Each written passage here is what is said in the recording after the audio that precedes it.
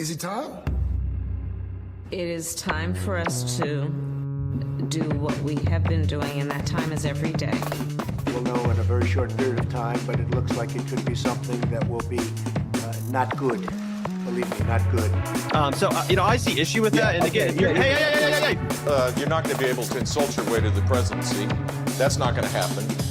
I don't know who created Pokemon Go, but I'm trying to figure out how we get them to have Pokemon go to the polls. I'm Ted Cruz, and my pronoun is kiss my ass. So when you think about it, there is great significance to the passage of time in terms of what we need to do to lay these wires, what we need to do to create these jobs.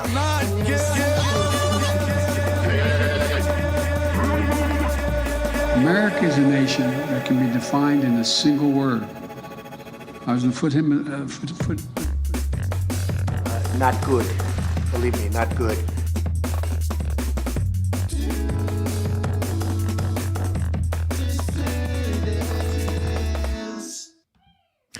Hello, dissidents. Good morning. Welcome one and all to a special now Friday morning due edition of the Due Dissidents podcast. My name's Keaton Weiss here with Russell Dobular, of course. Hello. Russell, in pre-dawn Los Angeles, you can see the beautiful Los Angeles morning sky right behind him. It's black. Looks like there's a tarp over the window. It is not. It is dark out. Russell is up very, very early for us all. We, like I said, changed the schedule back to our old schedule for this week. I think starting next week, though, moving forward, Tuesdays at 9 p.m., Thursdays at 9 a.m. Those will be the weekday shows, and then we're going to work in a fourth stream once after the 9th. Which is when Russell's stint on the Jimmy Show, at least the first leg of it, knock on wood, comes to an end. I will be back in New Orleans. I will cover the carnival traditions. I will film some of those carnivals for everybody. It is the height of carnival season now. Last few days before Mardi Gras. We'll catch the Zulu parade, a few others.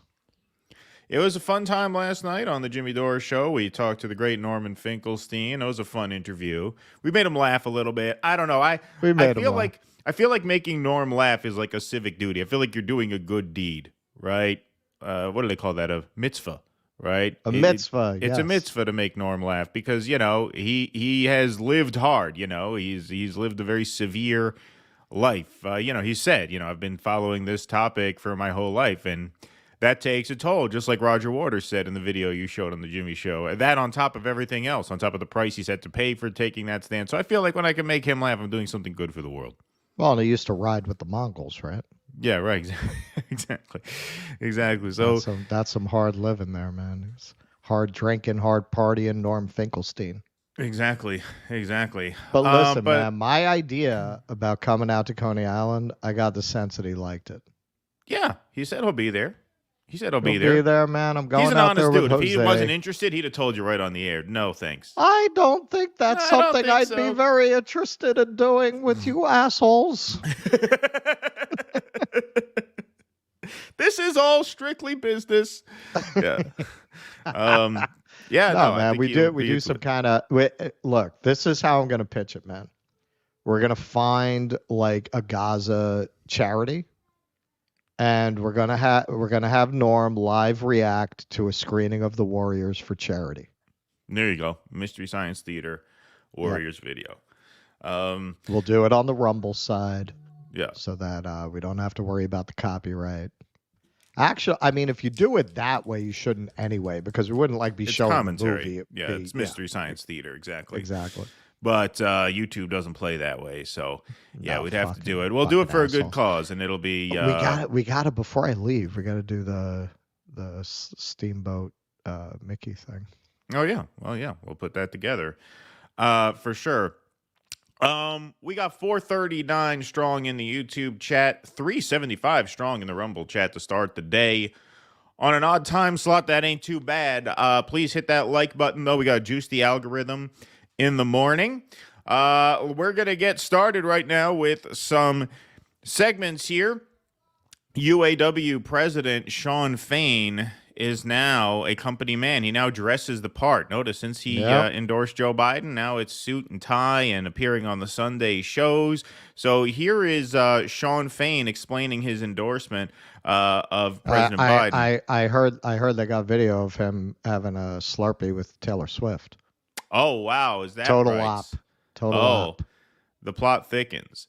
The plot thickens. Although, if that were the case, I'm kidding. If that were the case, then they'd probably have rigged the other. Well, no, they couldn't because it was Lions 49ers. It would have been a Detroit Lions Kansas City Chiefs Super Bowl. This way, the establishment wins either way, right? Yeah. If Detroit wins, Fain wins. If Kansas City wins, Taylor Swift wins. That's how they really rig it. But turns out they slipped up and San Francisco beat Detroit. Originally they were going to have her fuck Shawn Fain, but it would have just been too obvious. Yeah, that would have been too much. Nobody would have leaving Travis Kelce for Shawn Fain, that would have been too obvious. Exactly. Here's Shawn Fain explaining his union's endorsement of Joe Biden on Face the Nation. Majority of UAW believe the overwhelming majority.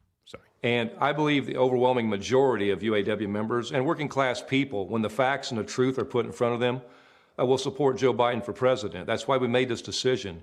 Look, when you look at these two candidates, Joe Biden has a history of serving others and serving the working class and fighting for the working class, standing with the working class. Donald Trump has a history of serving himself and standing for the billionaire class, and that's contrary to everything that working class people stand for. When you look at the issues during our contract campaign, retirement security, better wages, health care, wanting our time back, wanting our lives back, that's what matters. That's why 75% of the American public stood with the UAW in our fight, and I believe that's why a huge majority of our members and working class people will side with President Joe Biden in the upcoming election. Yeah. Did the UAW vote on the endorsement? Did the membership vote? How does that work in the UAW? I believe they did, but I'm not sure. I'm not sure how that works. I don't know, what the turnout was, because he said originally that he didn't expect a majority of members to vote for Joe Biden, and now he says that he expects that they will. But what I could tell you is, well, he has to say that. Well, obviously. Well, now he does. But judging by that and another clip that we are going to play in just a moment, it seemed like there was never any doubt that UAW was going to endorse Joe Biden. Sure. I mean, speaking like that, well, he's given his life to others. Well, if he's given his life to, if you feel that way about him now, what did you just read the biography of Joe Biden in the past couple weeks? Like, you obviously felt that way before, or you were prepared to say that before. It seems like that whole thing where we're going to withhold our endorsement, it's going to have to be earned, seems like that was just a total charade. But one person who's not buying it is Donald Trump, who took to Truth Social. I had the great privilege of watching Shawn Fain, the president of the United Auto Workers, this morning on Deface the Nation. He is a real stiff, capitalized quote marks, who is selling the automobile industry right into the big, powerful hands of China. 55% of the industry has already left the U.S., and the rest will soon be following if I am not elected president. He bought into Biden's vision of all-electric vehicles, which require far fewer workers to make each car, but more importantly, are not wanted in large numbers by the consumer and will all be made in China.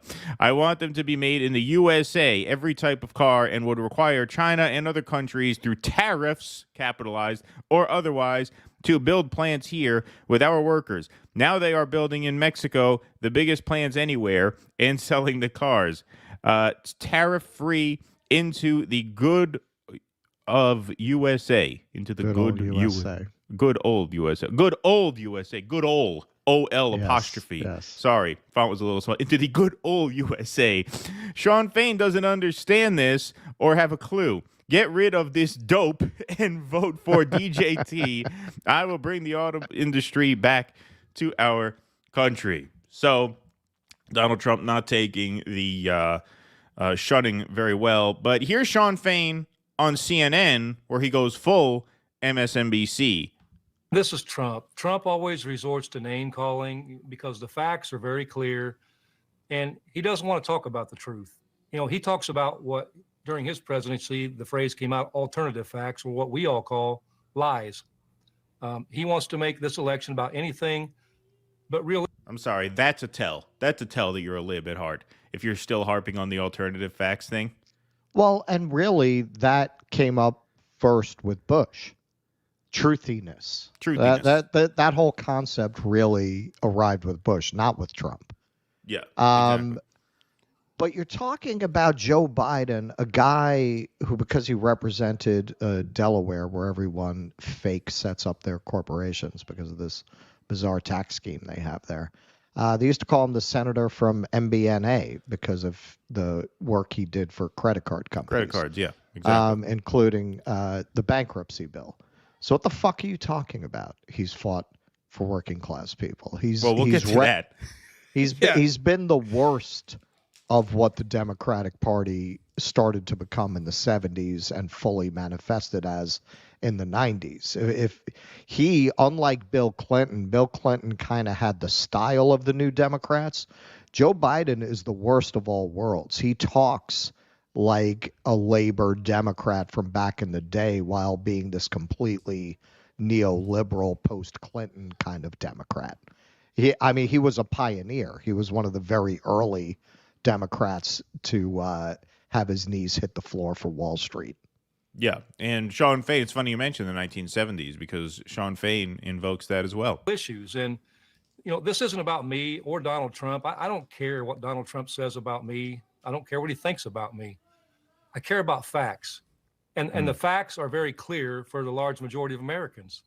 The working class people have been left behind by Trump's billionaire class, the billionaire buddies, and the economy that only works for the wealthy. And, you look, 1970, I read this the other day from the Economic Policy Institute. Yep. From 1979 to 2022, the top 0.1% of wage earners, wages increased 344%. The bottom 90% increased 32%. So this is an economy that Trump dreams of. This is what he wants. An economy that Trump dreams of. It's an economy that Joe Biden built. Joe Biden's been in the Senate since 1972. Right.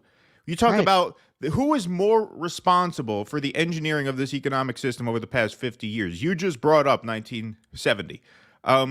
Donald Trump or Joe Biden? Like once again, I'm not literally. I would never Joe argue Biden that UAW wrote the bankruptcy bill. Wrote the bankruptcy bill, of course. I would never argue that UAW should have endorsed Trump. I never expected them to. I always thought that was off the table. But when they said they were withholding their endorsement and that it had to be earned, you would think that means that the choice is between a Biden endorsement or a non-endorsement and that they were going to make him come to them.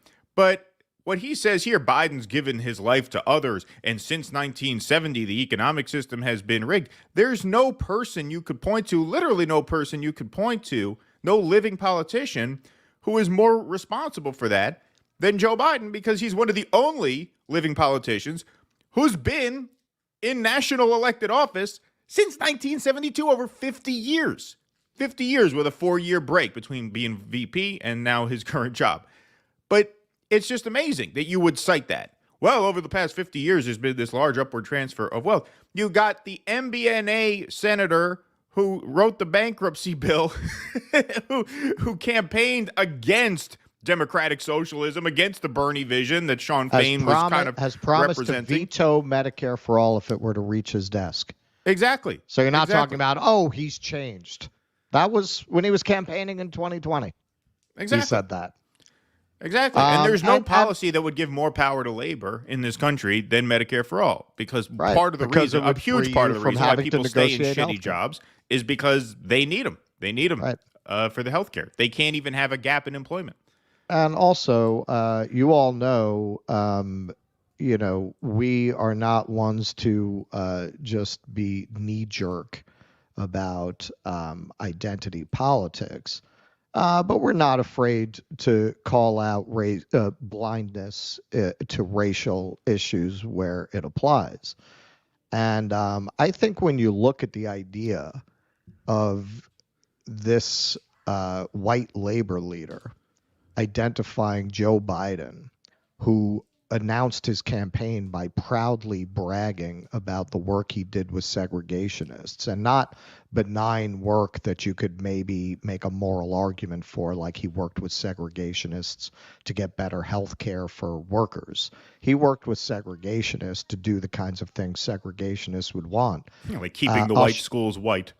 Keeping the white schools white. He said during that debate that he was afraid his children would grow up in a racial jungle. Joe Biden worked with them on these draconian crime bills that primarily mass incarcerated 2 generations of black and brown people.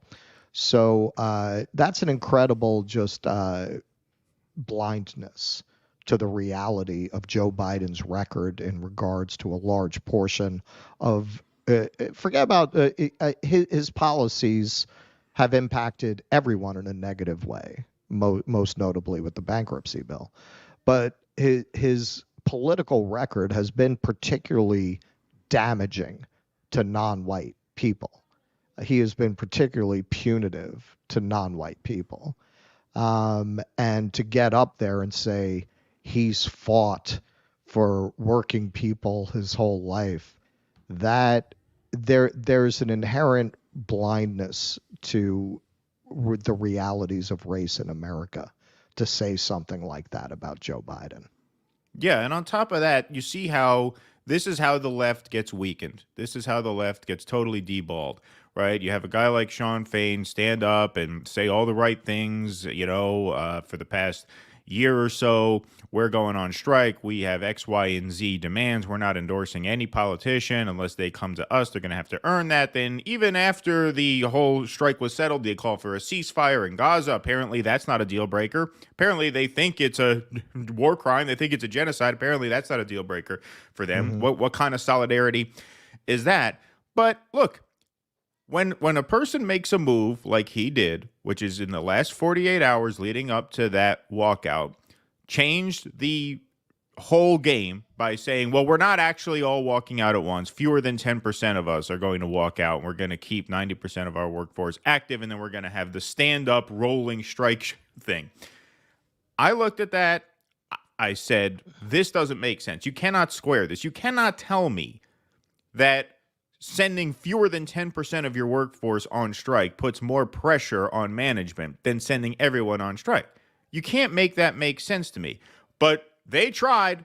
All the left gatekeepers, they tried very hard. No, trust us. Trust him. He knows what he's doing. This is the right way to go.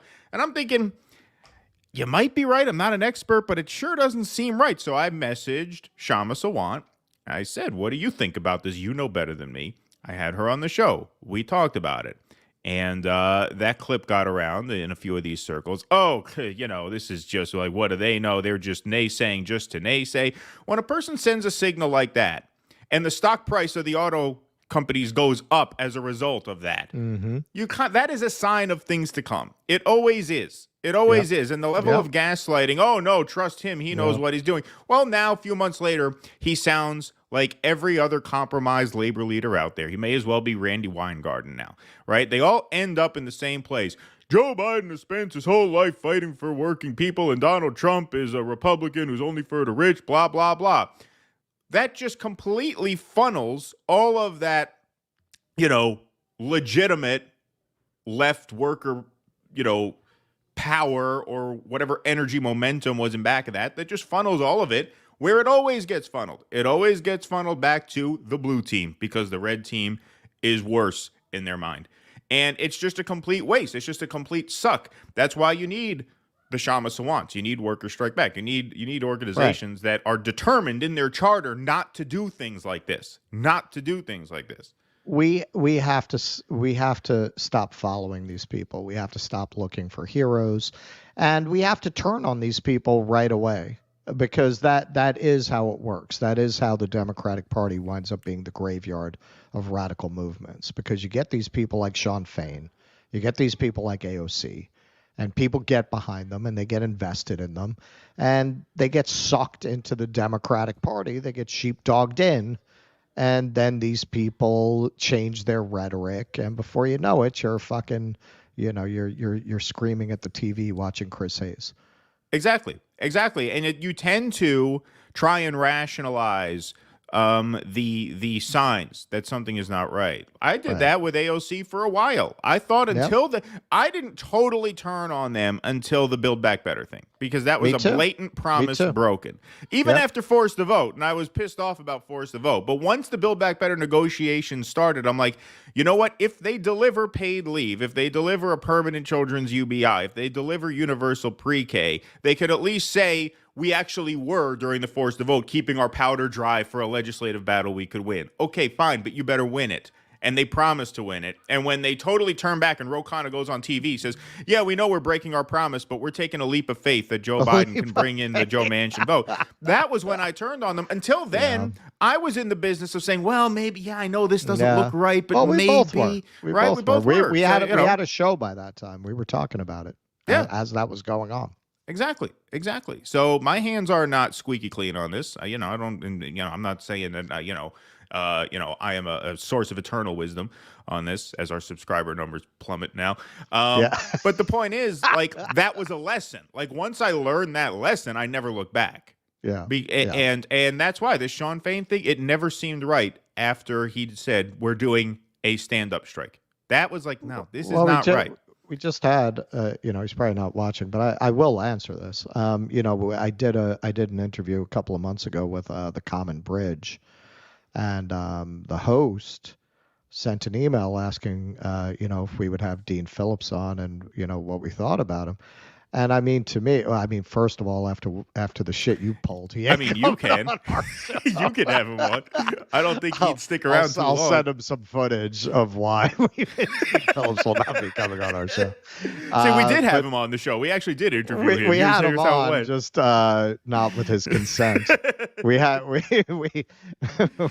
Me Too'd him onto the show. Yeah.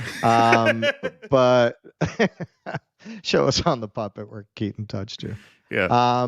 But I mean, really, my answer is he's running in the Democratic Party. I mean, that's the end of the conversation for me.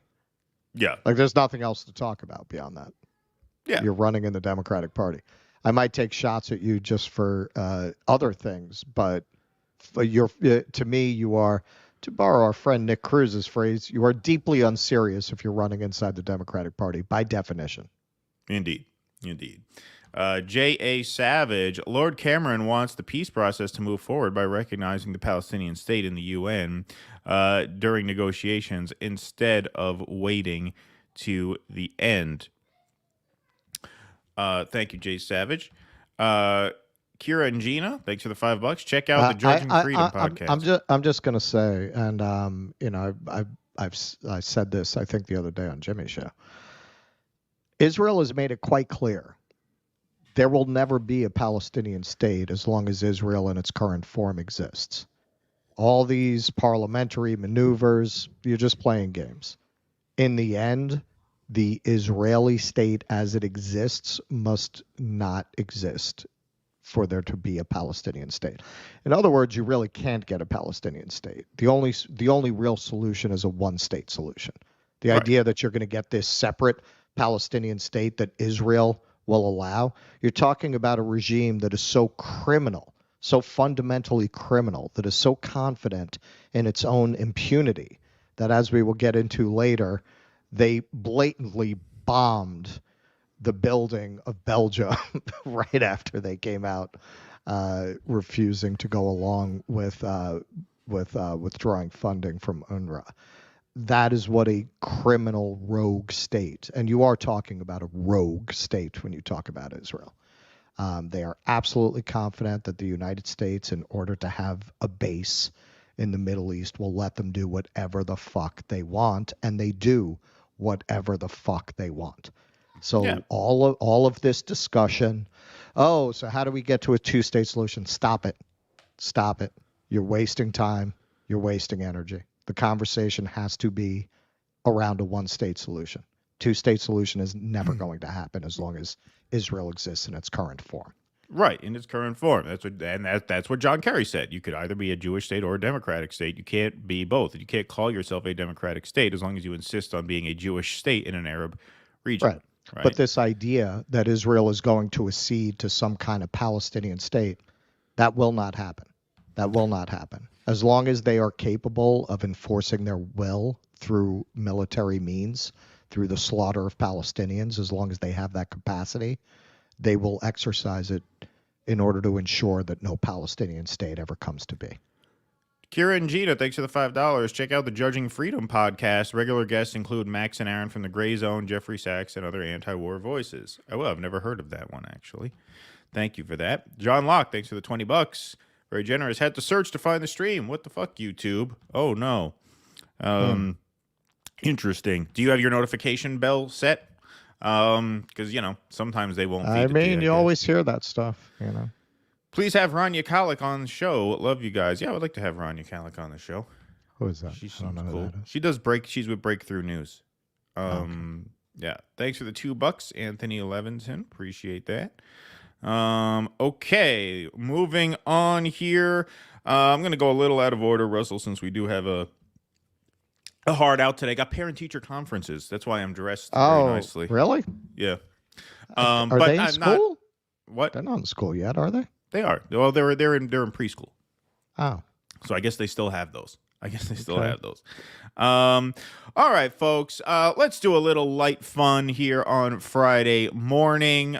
Here is right-wing commentator Benny Johnson giving his take on the upcoming Super Bowl and the Taylor Swift, Travis Kelce psyop. I wish I had the sound drop prepared here because given his knowledge of pop music and football, I think the clip, "Obviously You're Not a Golfer," would probably come in handy here. But here's Benny Johnson. And the way you do that is by taking the most brain-dead, low-information voters.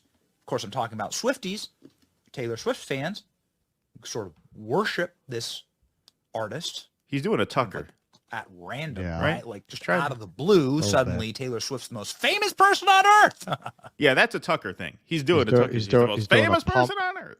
He's doing a pumped Tucker. Pumped Tucker, a jacked Tucker. Exactly. This artist, kind of like at random, right? Like just out of the blue, suddenly Taylor Swift's the most famous person on earth. Now she's at every NFL game. She's been around since 2006. Her first album came out 17 years ago. What do you mean she came out of the blue, or out of nowhere? She's the most famous person on earth. She wrote the worst New York City anthem ever. Like what? I mean, that's like 7 years ago, 8 years ago already. Yeah. That was back when I was living in the city. It was like an ad for a luxury condo. Yeah, exactly. With the bodegas and things like that. Yeah, that was years ago. She's been around for almost 20 years. Welcome to New York. Oh God. And you know, this is a point for people to remember. A lot of what you associate with New York is now popular in New York. It's a marketed image that's only popular outside of New York. That album sold worse in the New York market than any other metro market in the country. Yeah, no, that was that was an ad for Midwesterners to come to New York. Exactly. Yeah. And they came, and we've been paying for it ever since. With her boyfriend, who's backed by Bud Light and Pfizer. Travis Kelce is this guy who also kind of out of the blue became this big-time celebrity, really rich, really powerful. Okay, and I'm just going to say, he's a tight end. He's like a glorified lineman. That doesn't. I don't follow this. I'd be very fucking surprised if this guy took money from Bud Light post Dylan Mulvaney. I would imagine whatever sponsorship deal he had with them predated that, because nobody wants to get near that fucking backlash post that ad. I mean, I'm not sure. Maybe he doesn't care. He did the Pfizer thing, the vaccine push. You know, a lot of athletes just kind of take money when it's thrown at them because they have to, because they beat their bodies up. And in football, you beat your minds up, so you're not the most marketable person in the world post-career. As for this thing where all of a sudden he's the most famous football player. And hope people go there. Yeah. All of a sudden, you know, he's the most famous football star out there. The guy just broke the record for most postseason receptions of all time. So he's been around for quite a while. He's been a known name amongst football fans for quite a while. Make any sense? Like neither one of them all of a sudden. No, they didn't all of a sudden. He burst on, and all of a sudden appear. Rich, really powerful. Why? He's a tight end. He's like a glorified lineman. That doesn't make any sense. Tight ends aren't famous people in football. What are you talking about? What world are we living in? Sure seems planned. Listen, you know me. If you watch this show, you know I love a good conspiracy theory. I believe in quite a few of them. But this seems planned. There are no famous tight ends. Rob Gronkowski's famous tight end. Tight ends can be pretty famous if they're good. This fucking guy's been on fire. I watched the first half of that game. He caught a touchdown pass, which was a good catch. Now, they probably would have scored on that drive anyway, but then he made the play of the game as far as I could see. A fucking third down, huge third down pass in the first half. What's his name? Mahomes almost gets sacked. He throws a wobbler, a horrible pass because he's about to get hit. And this guy fucking dives and catches it first down, and they go and score. I mean, the guy's been on fire. Like, you can't deny. What do you mean? So, oh, yeah, for some reason, people are paying attention to this guy now. The guy's like the MVP of the postseason so far. He just is. I know it's annoying. Like, it's frustrating. It's frustrating. You know, some people you don't really like, they get famous. That happens all the time, right? Because Hollywood has its own culture. Show business has its own culture. They tend to attract kind of shallow, for sale people. And so the system kind of creates these things. And I know it can be frustrating, but that doesn't mean it's planned all at once. Sure seems like something that is like concocted in order to accelerate the fame of these two people, get them to the Super Bowl, the largest screens on earth, get maybe like a proposal after the game. This is what I think is going to happen. There's going to be like some type of proposal after the Super Bowl is rigged for the Chiefs. And then the two of these people reach like crazy levels of absolute fame. And then they take all that fame that has been given to them by the rotted corporate press, media, entertainment industry that explicitly backs Democrats. And then they use that in order to try and save Joe Biden. That's the plan. Yeah, that's they're gonna fuck on the 50-yard line, and she's gonna have a Joe Biden robe on while they're doing it. Because they're sitting around the White House saying, "How on earth could we get a pop star to be a liberal who's going to endorse the Democrat for president over Donald Trump? What on earth will we do to line up people in the entertainment industry to endorse the Democrat, whoever they are, in any election?" Like they had to go to these means. You happen to have a famous pop star, and 99% chance, if you got a famous pop star, they're a lib. They're all libs. The industry is lib. If you're not lib, you're not going to get to her level because somebody would have crushed your career early on. Yeah. Now, first of all, if he does propose to her after the game, let's say the Chiefs win and he asks her to marry him, if past his prologue, she'll say no, and she'll have a song about it the very next week. She'll write a song about what a loser he is and how she humiliated him on TV in front of the world, and that'll be a #1 hit song. But let's say they do get married and they do endorse Joe Biden. She'll queer bait with a couple of obscure closet references that the New York Times can write another think piece about. Yeah, exactly. But let's say they do get married. Let's say they do get engaged, and they do endorse Joe Biden on the 50-yard line after the Super Bowl is over. The election's not for 9 months, my man. Like, the idea that you're acting like it would be an October surprise if they were to get engaged and endorse Joe Biden. This is not going to be front of people's minds in 9 months. In fact, another football season will have already started and been underway in 9 months. Though this is not the spectacle, the big thing that the Biden campaign needs. Now, I did see a poll somewhere. Beyonce, Springsteen, they did that big concert for Hillary, didn't they? How'd that work out? Oh yeah, they brought out all the stops for Hillary in the run of the 2016 campaign. Now, if you are of the opinion that she can swing the election, at that point, you should just kind of take the attitude that we've taken on this show, which is that, the country is going to hell, and at this point, it's about saving ourselves and saving, our own people, meaning people who are conscious of how this world is going to hell. And, we hope that we can expand that sphere of people who are tuned in so that we can all survive this inevitable demise as best we can, right? We're not saying fuck everybody We are else. talking to an MRE manufacturer about our first advertising contract, so stay tuned for that.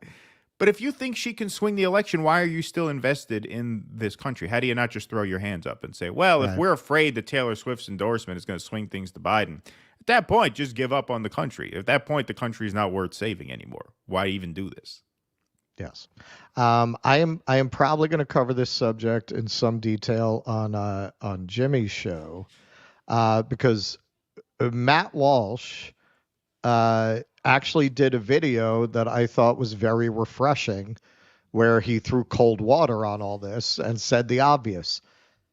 She's an attractive young woman who sings songs about love and breaking up, whose appeal is primarily to young girls and women. You really don't need to have a conspiracy for that to happen. And he also addressed, Matt Walsh, I've always said this, I think he's sincere. I don't agree with a lot of his views. I think he's pretty much a theocrat at heart. But I don't think he's putting it on. I think he genuinely is a conservative, a true Christian conservative. And he said, if you think that Taylor Swift's music and Taylor Swift is the greatest threat to the country and pop music, I envy you your naivety. She is absolutely wholesome compared to what is, and it's true. I mean, she's a very conventional pop star. Yeah. What is she? She's not fucking, she's not coming out with her fucking non-binary stripper pole peeing on people videos. She's just fucking very conventional. I mean, my biggest thing about her, this is what I always say. I mean, if anything, to me, she just represents the dumbing down of culture, that someone like that would be that popular when there's just absolutely nothing interesting about her or her music. Nothing innovative, nothing groundbreaking. I mean, Walsh is absolutely right. I mean, why would you find her threatening? You should, if anything, looking at that with some of what we've seen that would alarm conservatives, Little Nas and the Grammy performances urinating on people. Like, I would think you would feel that Taylor Swift represents that the country is fundamentally conservative, that's the person who really got elevated to that level. Right. Yeah. I mean, you should definitely take the win in that respect. I mean, it's just boilerplate pop songs. I mean, that's all it is.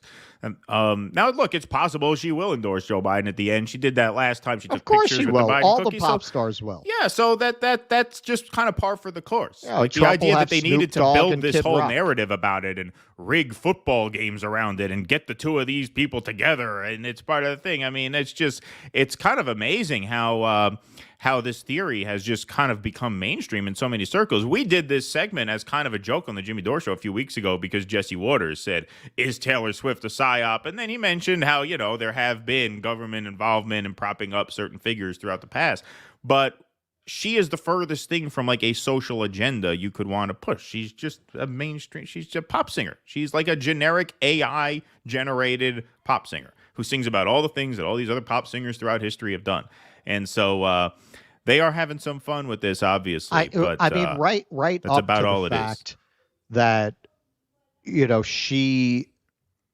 it's her stuff is so designed for just maximum sales that yes, she does drop little hints that she's queer, and which she is clearly not by her own words, and I take her at her word.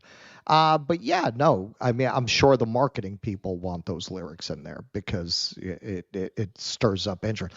Oh, look what she said in that lyric. See, she's secretly in the closet and she can't come out because of her fame and she's really repressed. And, I mean, it's all just a fucking big marketing gimmick, but she will not even come and say, she's not even like one of these pop stars. Yes, I'm non-binary. I figured out I'm non-binary. She's not. She won't even go that far. Like, as far as she will go in terms of playing with the culture wars, is little implications that you get the sense are only there to sell more albums. Yeah, and I'm not even sure that that's the intention. Like, I don't even know if they're in there consciously. Why is that there? Why is that there? Unless it comes out. Look, if it comes out later that there was really a there. I mean, the New York Times got slammed, rightfully, I think, writing like this insane, like 1,500-word essay on the hidden queerness of Taylor Swift I heard about and her lyrics and all this shit. Look, if she comes out later and says, yes, I really was trying to say something, you can come back to this clip and go, ha ha. You can have a super cut with my Ron DeSantis clips and you can put it all together. Something I was wrong about. But I am pretty sure that is a marketing tactic. They have intentionally put in kind of vague implications that she may be part of that community just to get people talking about it to sell more albums.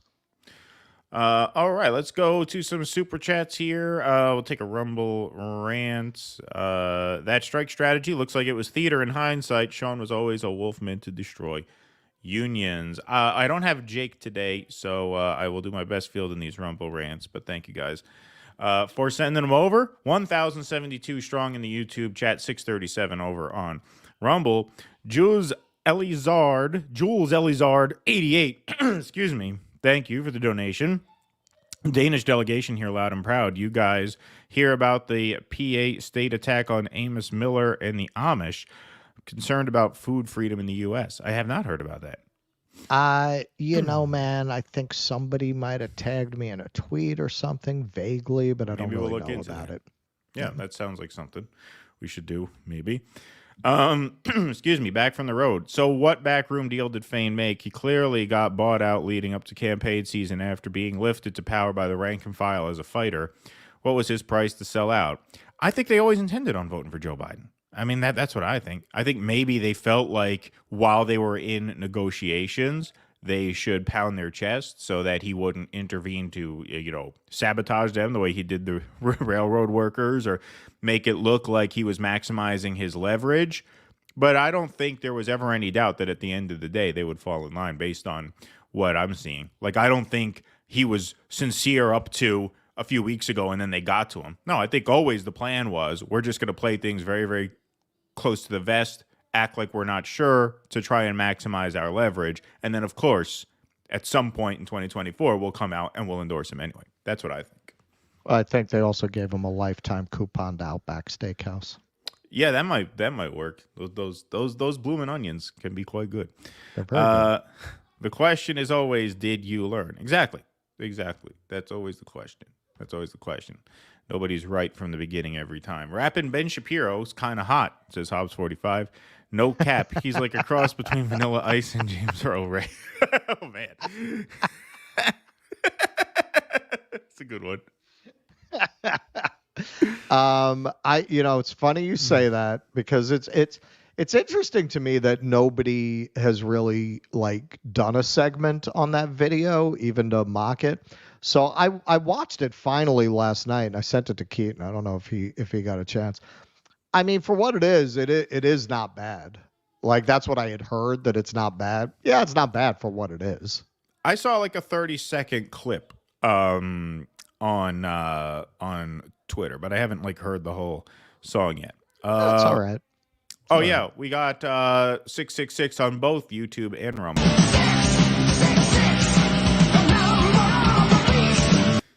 All right, we never did it. No, we never did it. We gypped our audience. Yeah, here. All right, we'll do one more then. We owe you two since we...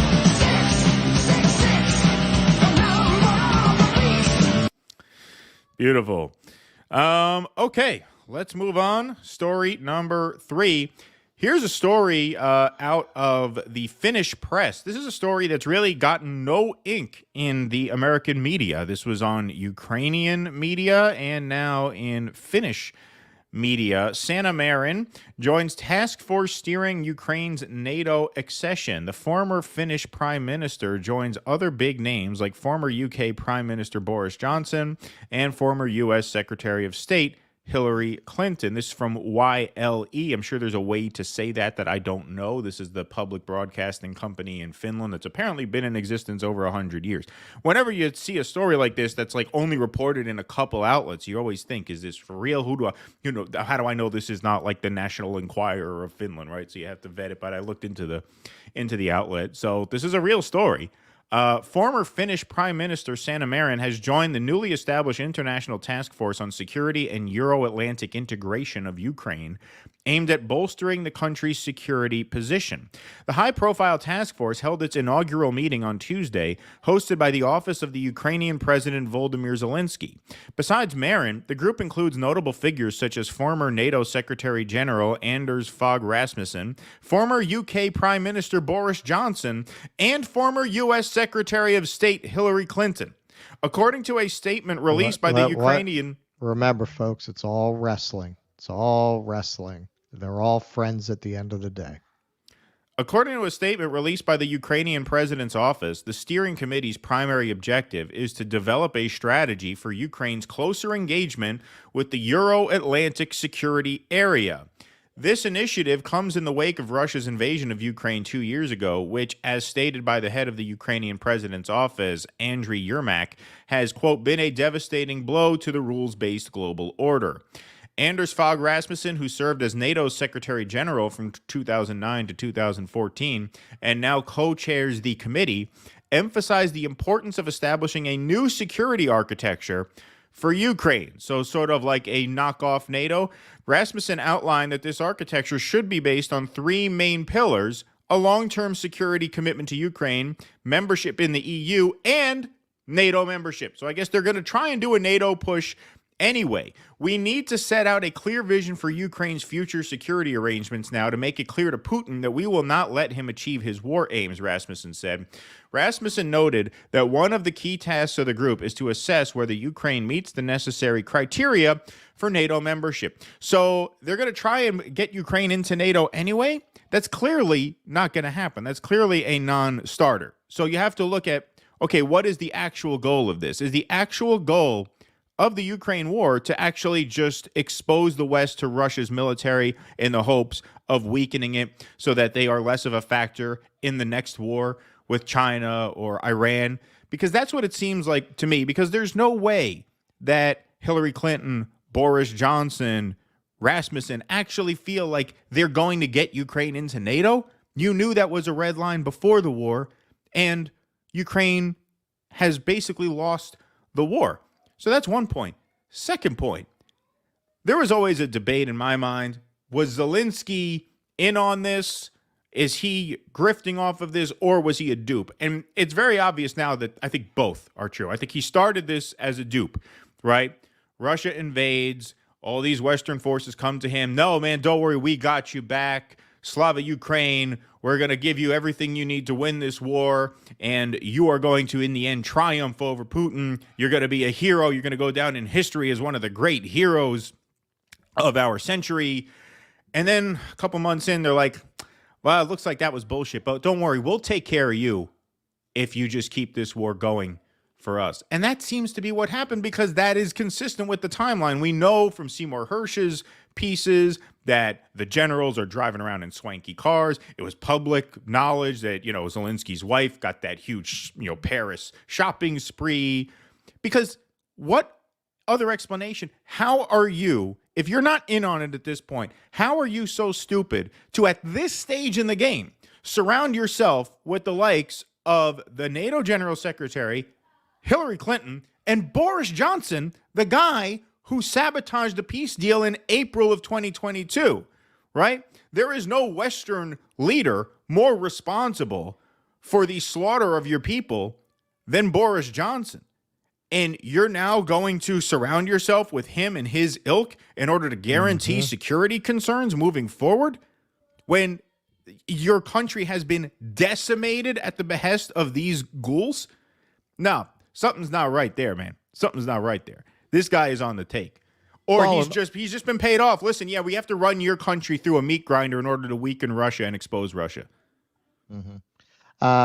Yeah. Well, they have an easy out. They say they have to look at whether the rules allow for Ukraine to join NATO. I mean, they've got to have a no Nazi battalions rule for NATO membership. So right there, they've got an easy out with Azov, and God knows how many other Nazis they're fielding. But yeah, you know, he was a TV comedian with no real experience in this area. So how much agency did he have, and how much did he get run over by these far more experienced Western leaders? Yeah, probably a great deal of that. I don't think that he never bought into it. That I think yes, now I'm going to lead Ukraine. It's going to be like Return of the King, my favorite Lord of the Rings movie. We're going to turn back the orcs, and didn't work out that way. And yeah, now they're talking this bullshit. But when you look at the fact that Boris Johnson and Hillary Clinton are both on this thing, it just really shows you how much this is all wrestling. You know, the only issue they really have with Donald Trump is he shows occasional independence and he insults them on Twitter. Right. That's it. If he didn't do those things, they'd have no problem with Donald Trump. You'd see Hillary Clinton.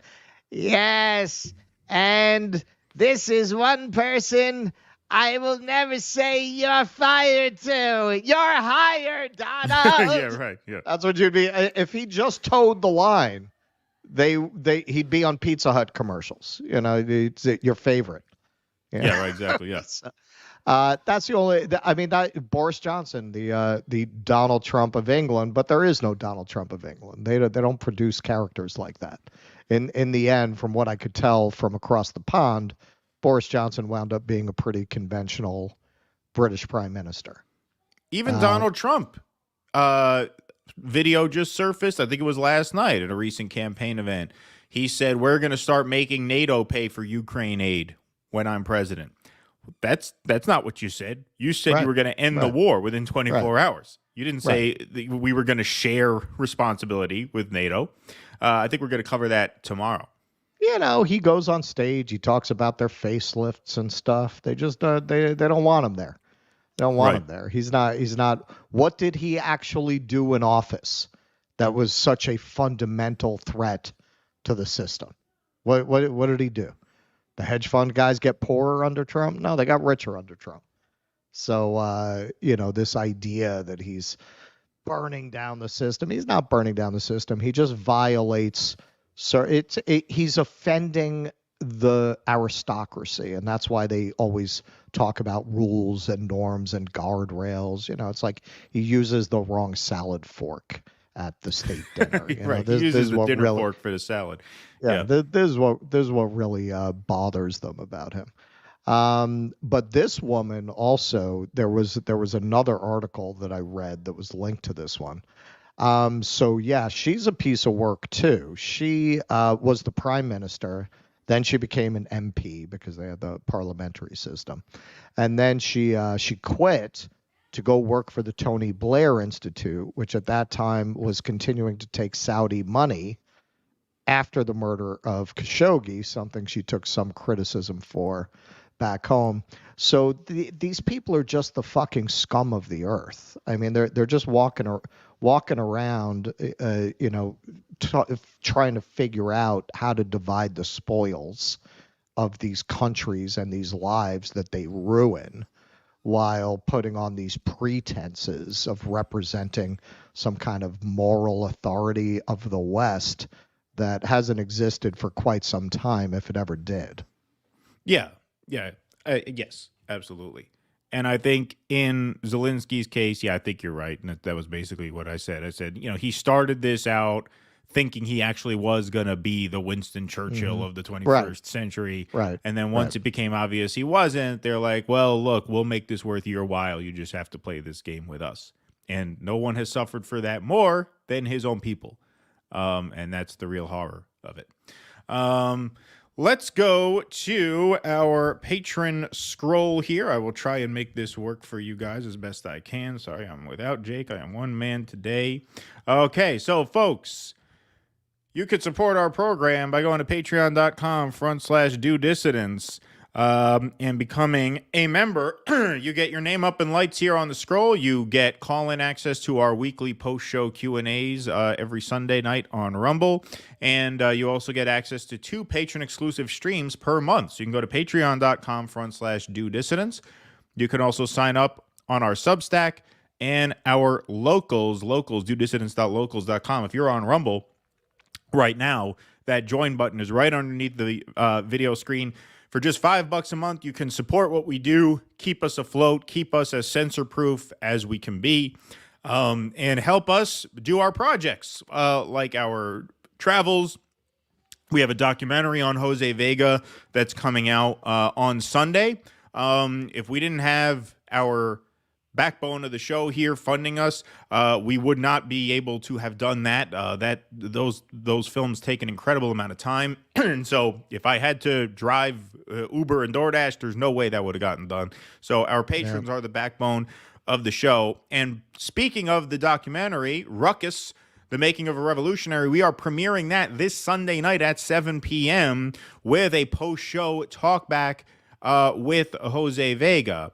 So we're going to do part of that talk back here on YouTube after the film, and then we're going to switch to Rumble and do our call-in talk back. So if you want to sign up and get a question in to Jose, now is the time, and now is legit last call. And I will make last call. I will extend last call to midnight tonight for those who are watching on the replay. If you want your name in the credits of the Jose Vega documentary, this day, Friday, February 2nd, Groundhog Day, is the last chance to get your name in the end titles of that film. So if you sign up by today, midnight, if you're watching on the replay, you will be in the credits of that movie. So this is the last call for that, but our patrons, like we always say, are the backbone of the program, and so thank you very much for your support. And that's going to be a really fun time on Sunday. With your donations, we are going to be covering the Julian Assange hearings live in February. Yep. That is booked. That trip is booked. So Russell will be on the ground in London covering the Julian Assange Day X protests outside of the courthouse. Very, very significant day. All righty. Let's go on to segment number 4. We've been following very closely the Arab and Muslim revolt against Joe Biden's 2024 candidacy, which has really spread across multiple swing states now, but the epicenter of that earthquake, if you will, is in the state of Michigan. Now, we covered last week how the Arab leaders didn't want him coming. They weren't interested in having a conversation with him. Biden traveled to the state anyway to meet with auto workers, not with Arab leaders, but the White House anticipated some run-ins and some protests, and so here is Karine Jean-Pierre with her message to the Arab community in Michigan in advance of Joe Biden's visit. The president has faced a lot of criticism in Michigan from the Arab American community. What does he say? What's his message to them, those who feel disenchanted by the Gaza operation? So a couple of things. Obviously, as Armour was asking me, tomorrow he's going to be going to Michigan. It's going to be a political organized trip that is going to be done by the campaign. So any itinerary or pieces like that are related to that particular trip, the campaign could answer to that more broadly, obviously. But what I would want to say is that the president has met with Americans with varying opinions about the conflict that we're seeing, sadly, in Israel and Hamas. Officials at the White House have had numerous conversations and in regular contact with Muslim and Arab Americans, leaders in Michigan and across the country. Hopefully Sam is okay. Get some water. Concerned for him. Look, the president's going to continues to believe that Israel has a right to defend himself. They have a right to defend itself as long as they continue. It is done in accordance of international humanitarian law. So I love that. Did you see that? Did you see that slip up? First of all, look how nervous she is. You know, Karine Jean-Pierre, she comes out of MoveOn.org. She's probably to the left of Joe Biden. I'm sure she has a lot of, you know, SJW, like progressive sensibilities.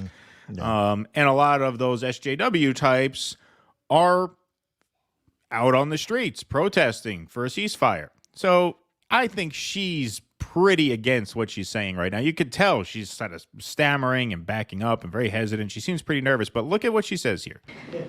Look, the president's going to continues to believe that Israel has a right to defend himself. They have a right to defend itself as long as they continue.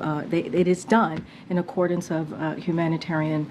As long as they continue, as long as it is done in accordance with humanitarian and international law. She started to say, as long as they continue to abide by international law, but she can't say that, can she? Because they're not abiding by international law.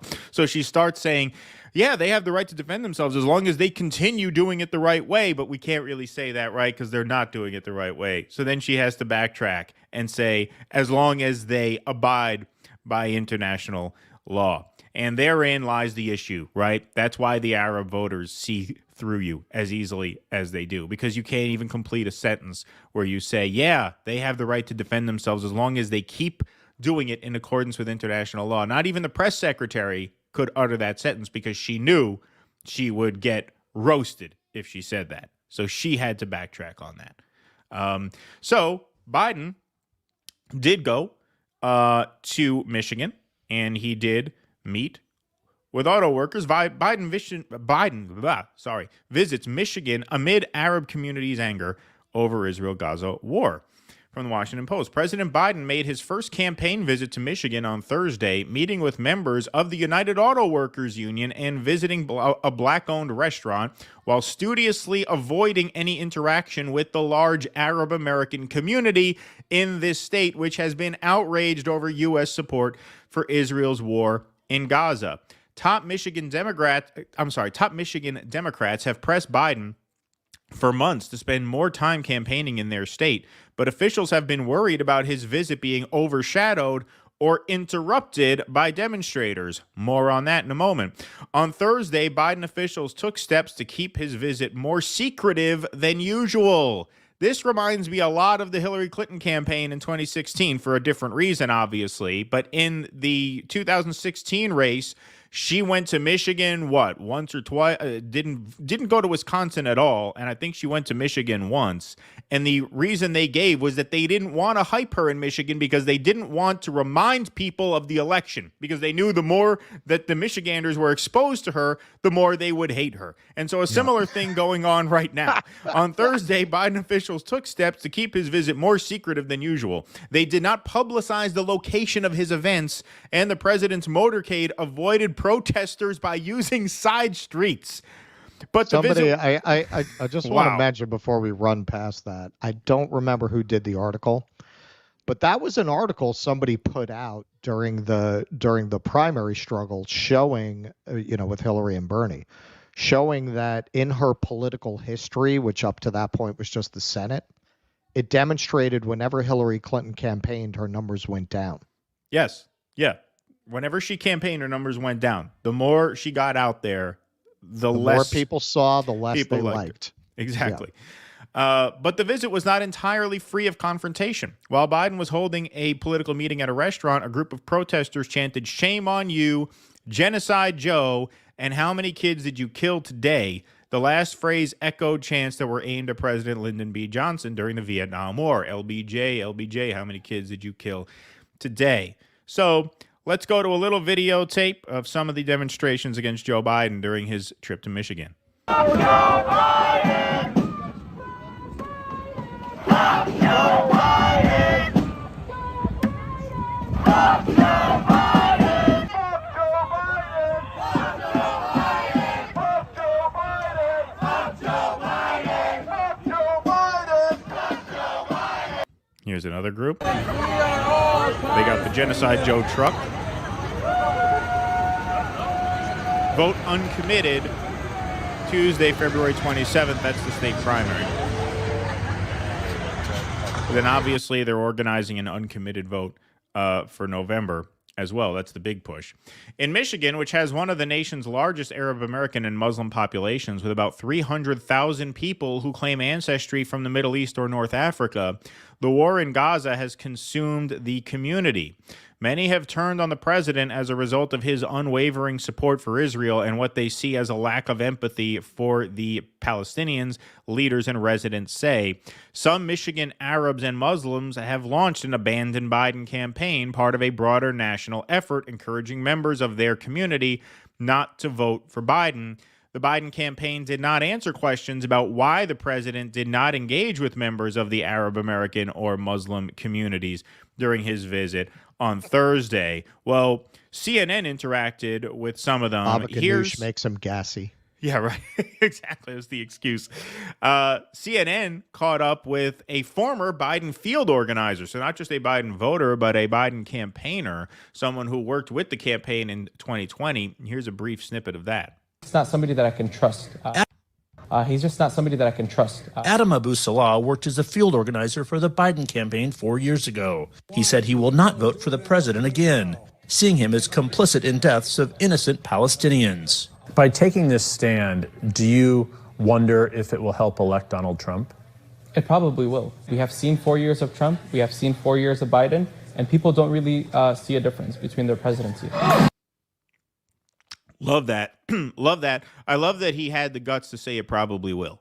Because I always thought it was weak sauce when people would say, yeah, no, I'm not helping Trump win by boycotting the president. It's not my fault. No, you have to go all the way. You have to say, yeah, sure, probably will help Trump win. In a swing state that's going to be decided by, I mean, in 2016, Michigan was the closest state in the country. It was 10,000 votes. Then Biden won it slightly more handily in 2020, but 300,000 Arab votes is still enough to be the difference maker a couple times over in that state, the way it's likely to go. And good on this guy for being like, yeah, no, us boycotting probably will hand the election to Donald Trump. We don't care. That's right. Where power comes from. Power doesn't come from coming up with some excuse about how, no, it's not our fault that Trump wins. We need a seat at the table. Right. Or even if you're going to boycott, but then try and blame Trump's election on something else. No, you want blame. Blame is credit. That's a flex. Blame is credit, right? Blame is what gives you power. When they blame you for swinging the election, they are giving you power. When you deny that you had anything, well, don't blame me, it's not my fault, Trump, you're taking your power away. You want to be the difference maker. Right? Every voter should want to be the difference maker between red team winning and blue team winning. Whoever makes the difference is the most powerful voter in the country. Everybody should want that. Everybody should want that. You don't deny that. Don't push that away. And we've seen over and over and over again. Well, progressives, no, it's not our fault. You have to come for our vote. Don't feel entitled to our vote. No, fuck that. Say yes. Yes, we're likely to swing the election to Trump, and we don't care. See how they react to that. I know how they react to that because I've said that to these people. They don't like that. They expect you to squirm. They expect you to try and wiggle out of any responsibility for a Trump win. No, you sit back and you say, yes, we are going to swing the election to Trump. Well, this is why Roe v. Wade got overturned. Because for 2 generations, the Christian right said, fuck it, we'll let the Democrats win. Right. If you don't serve our agenda. Yep. And that's how they got what they wanted. Yep. Right? I don't like what they wanted, but tactically, they were correct. They always made it very clear, if you do not deliver on our issues. I mean, over time, they got more and more radical. At first, lip service was enough. But then when they saw that Republicans like Bush the First were just paying lip service and weren't going to actually deliver, by the time you get to Bush the Second, they've made it clear, no, we'll just not vote for you if you don't actually do it. And that's how they got their justices, and that's how we got here. If the left doesn't do that, you're never going to have any control. And granted, you're going to get a kind of shit from the media and the establishment at a whole different level. But if you can't take that, man, you deserve what you get from the political system. Fuck them. Everything and this is part of what Donald Trump clearly does understand and understood from the beginning. there is no downside in popularity to being hated by the media.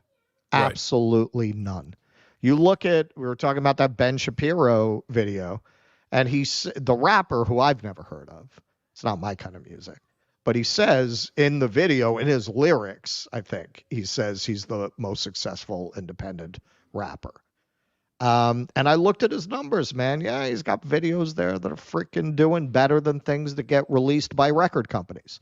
So why is he not with a label? Because he's a conservative rapper, but it's not hurting him. He's got freaking tens of millions of views on his stuff. Yeah, there is no downside, especially given that it's very difficult for them to really gatekeep you out of the conversation now. Right. There's no downside to getting their scorn.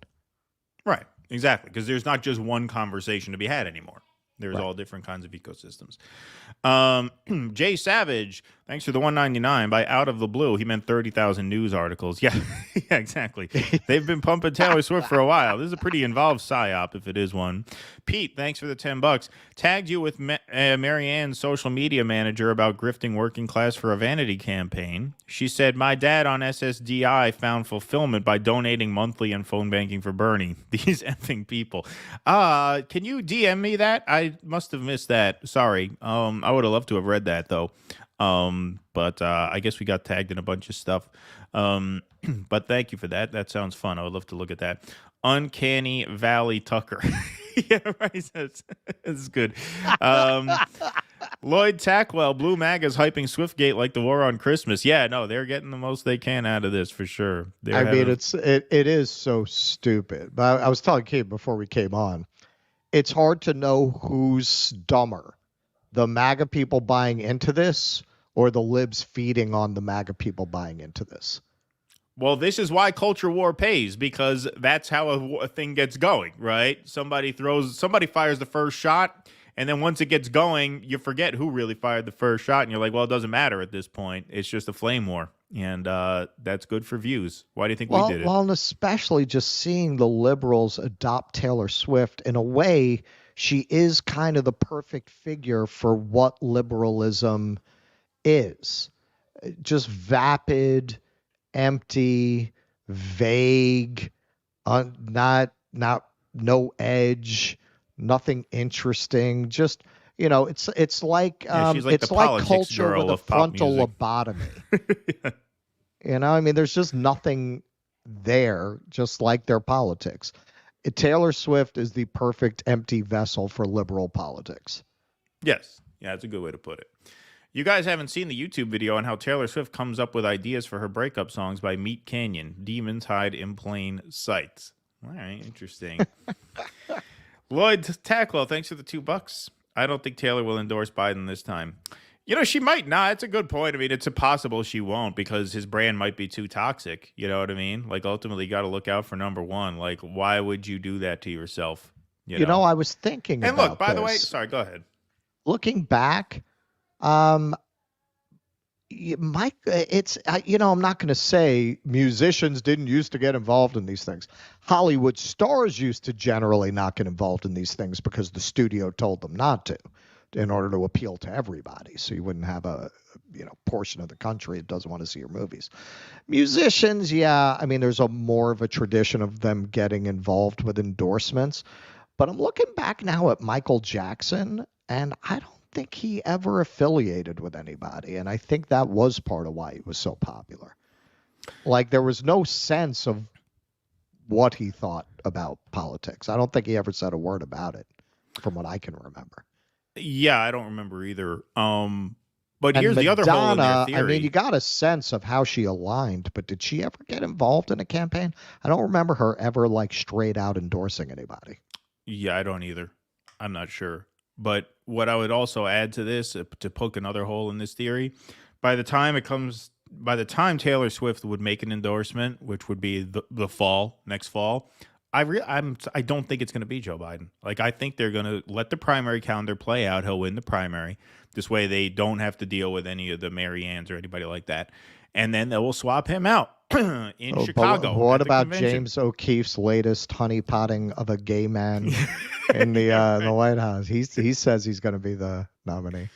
I don't buy it. And, you know, there was a video that we almost played today, just barely missed the cut, of a ceasefire protester saying that she's not going to vote for Joe Biden because of this, but that Trump would be even worse for Gaza than Biden, and so we need another Democrat. She's like, we need the Democrats to put somebody else up, and this is the trap. And I think the DNC knows this. They know that if they swap Biden out for someone without this baggage, that they're going to win some of these ceasefire protesters back. Just because Gavin Newsom can say, yeah, well, I wasn't there, you know, it wasn't my call to make.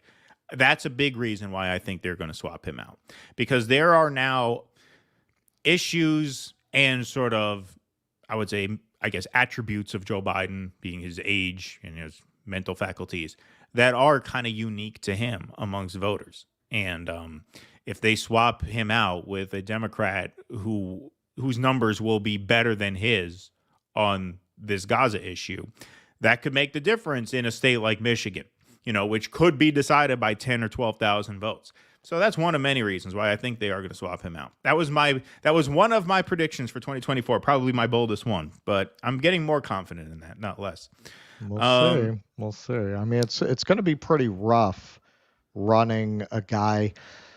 But well, I think it was on Jimmy's show, right, where we showed a clip of Biden in 2020, and even there you could see the decline to now. Right. And he was in no great shape in 2020. Right. Like now it's just so clear that he doesn't know where he is or what he's doing. He just trails off in his speeches. It's just, I mean, it's an incredible exercise in The Emperor Has No Clothes. How do you get people to not acknowledge that this man is not cognitively capable of this job? Right. Right. For sure. Why is my throat all dry today? Andre Torres, just for the Charles Mingus reference the other day. Thank you. That was a good one. Trogder77, thanks for the $5. RBN mentioned Fain was in a tight race for UAW union president. His opponent was far left. Fain had to gain support for far left ideology to win. Interesting. I remember that vote going down. I don't remember exactly how close it was, but that's an interesting I remember perspective. Thank you for that. Nicole Vance, thanks for the $10. Appreciate that. Thank you, Nicole. Okay, we'll take some more super chats and Rumble rants in a few minutes, but we got some more show to do here, everybody. Please hit that like button, hit that subscribe button, hit that follow button over on Rumble.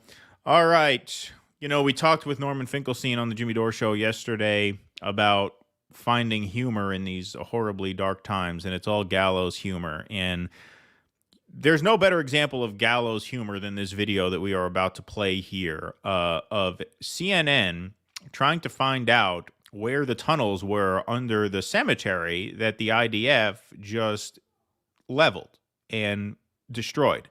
They basically are caught on camera desecrating a Gazan cemetery under the pretext that there were terrorist tunnels under it.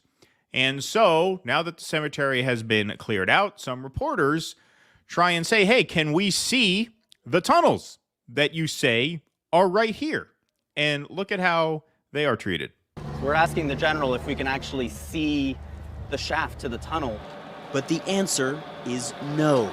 So? There's all kinds of machinery which I don't want you to take pictures of. The security might force. But what about if we don't film it? We just look with our eyes. You might fall in, the whole thing can collapse. Or you have to walk to the edge is not secured, it can collapse, there's machinery, so on. It's not something I'm going to take a risk on.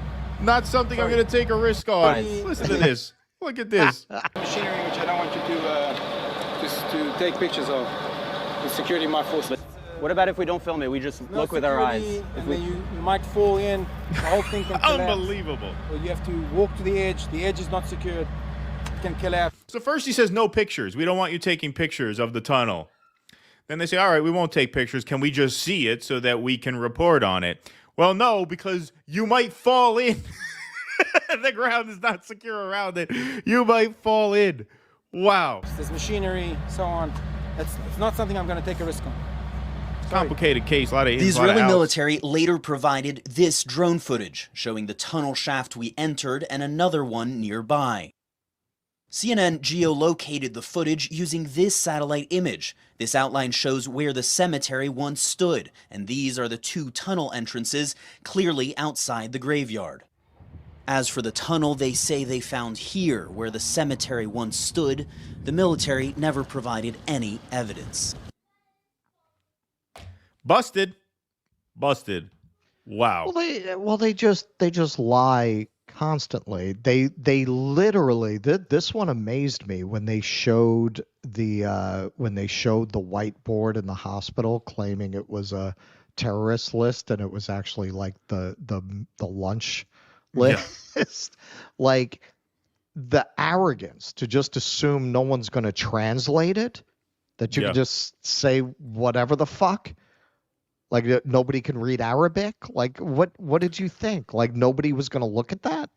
Well, with this, they didn't even take the time. This speaks to the arrogance that you're talking about. They didn't even take the time to get a bullshit story straight, because you would think, okay, if we really want to deny the press access to this cemetery that we just destroyed for no other reason but to displace the population, to destroy the society, which is, yes, a violation of Item C, Article 2 of the Genocide Convention. We are not anticipating that the journalists are going to ask to see this evidence. So when they do, let's come up with a story. When they ask to see this, why don't we just say it's a safety issue? But that's not where they went. First, they said, well, we don't want you taking pictures. All right, fine, we won't take pictures. Well, we can't let you hear anyway because it's a safety issue, right? If they had their bullshit story straight, they'd have just led with, well, it's a safety issue. We can't let you hear. But of course, how could it be like, it's just absurd. Like, what do you mean you're going to fall in? Well, we just covered yesterday with Norm in an area that the Israeli troops have pulled out of. They dug up 30 bodies of people who had their hands tied behind their back with cable with Hebrew writing on it. Can you imagine if they found that in Ukraine? You hardly hear this in the media. I had to really dig to find articles about this. You could only really find articles about it in Al Jazeera, the New Arab, but you really nothing from the American press. I mean, this is this is Pol Pot level kinds of atrocities that we're uncovering here. How do you define this as anything other than a genocide? And when you combine that with another thing, Norm just dropped this article, and if anyone wants to see it, he just dropped it yesterday on his Substack, Norm Finkelstein on Substack. 2014, he did an article about the testimonies of soldiers talking about how they were razing all the buildings with no military intent. How the tank operators would just be told to fire and level the neighborhood without having taken any incoming fire, without any threat there. So the argument they're only doing this because of October 7th, bullshit. This is part of an ongoing campaign that really started in 1948, because you go back there and we have exchanges and memos between the leadership talking about how they didn't want to come to an agreement with the UN because fuck them. We don't have to give anything up. Let's just play the waiting game. Israel has been playing, the more you dig into this history, the more you see, like a boa constrictor. They've been playing this very long game of squeezing the Palestinian people and eliminating them from the territory, moving the settlers in. And this was definitely Ilan Pappé who said, I'm paraphrasing a bit, but he essentially said, the greatest propaganda feat Israel pulled off was convincing people that this is complicated. Right. And that's what they hide behind. It's a complicated situation. I actually know an Israeli who said, and this is a very common explanation you'll hear from Israelis and Zionists. The Palestinians are led by terrible people. That's the problem. They have terrible leadership. You installed that leadership, you motherfuckers. So if you look at that, you look at 2014, this was not a response to an October 7th event, and the soldiers described that they're raising the houses, raising these neighborhoods. This has been a very lawn. long-term strategy to displace and eliminate by any means possible the Palestinian people. And October 7th gave them a great pretext to just go all out. And the United States, because of its own, what it perceives as its strategic interests, will never hold them accountable, and they know that. But I think even people who might have been skeptical of Israel or critical of Israel, it's stunning the level of atrocity they're willing to commit in broad daylight. I mean, do you think nobody's going to find that mass grave? Like, what are they thinking? Yeah. No, it's amazing. It's amazing. And I'm glad we were able to talk about that with Norm last night. It was just funny timing because he dropped that piece hours before we went live. All right, Russell needs a bathroom break. I'll take some super chats. All right, Jay Savage, thanks for the $1.99. A country in an active conflict cannot join NATO, says Jay A. Savage. Good point. Thank you for that. Thanks for the £2. Only thing Trump did was reduce taxes for the rich. Yeah, that's what counts. That's what matters to these people for sure. Kenman, thanks for the $2.79. The Guardian still spreading propaganda. What are you referring to? Which piece did they just propagandize about? I haven't read much of The Guardian lately. We usually feature their stuff every so often. Pokemon Go to NATO. That's a good one. I like that one. Alleged WikiLeaks Vault 7 whistleblower Joshua Schulte, sentenced to 40 years in prison, has already served 6 years in inhuman conditions in pretrial detention, is basically unknown. Why? I will write that down because that sounds like something I should know more about. So Joshua Schulte. Thank you. Probably cover that on Tuesday. So, folks, yeah, we have Sunday. We're doing a special show. We are premiering the Jose Vega documentary, and we'll be showing a little teaser clip of that tomorrow on the Jimmy Dore Show because Jose is going to be on. But we want everybody to tune in 7 o'clock Sunday night. That's going to be a great show. And then we'll be back with the regular segments on Tuesday. Bojo the Clown. I can't show this on the screen here because of the language. I'm sorry, but I'll read it and I'll Bojo the Clown Johnson is a vainglorious, vacuous, vapid see you next Tuesday, for those who know what that means. He pissed all over UK legislature and was the arsehole that benefited most from the Corbyn anti-Semite bullshit. Yes, he did. That is certainly true, and I agree.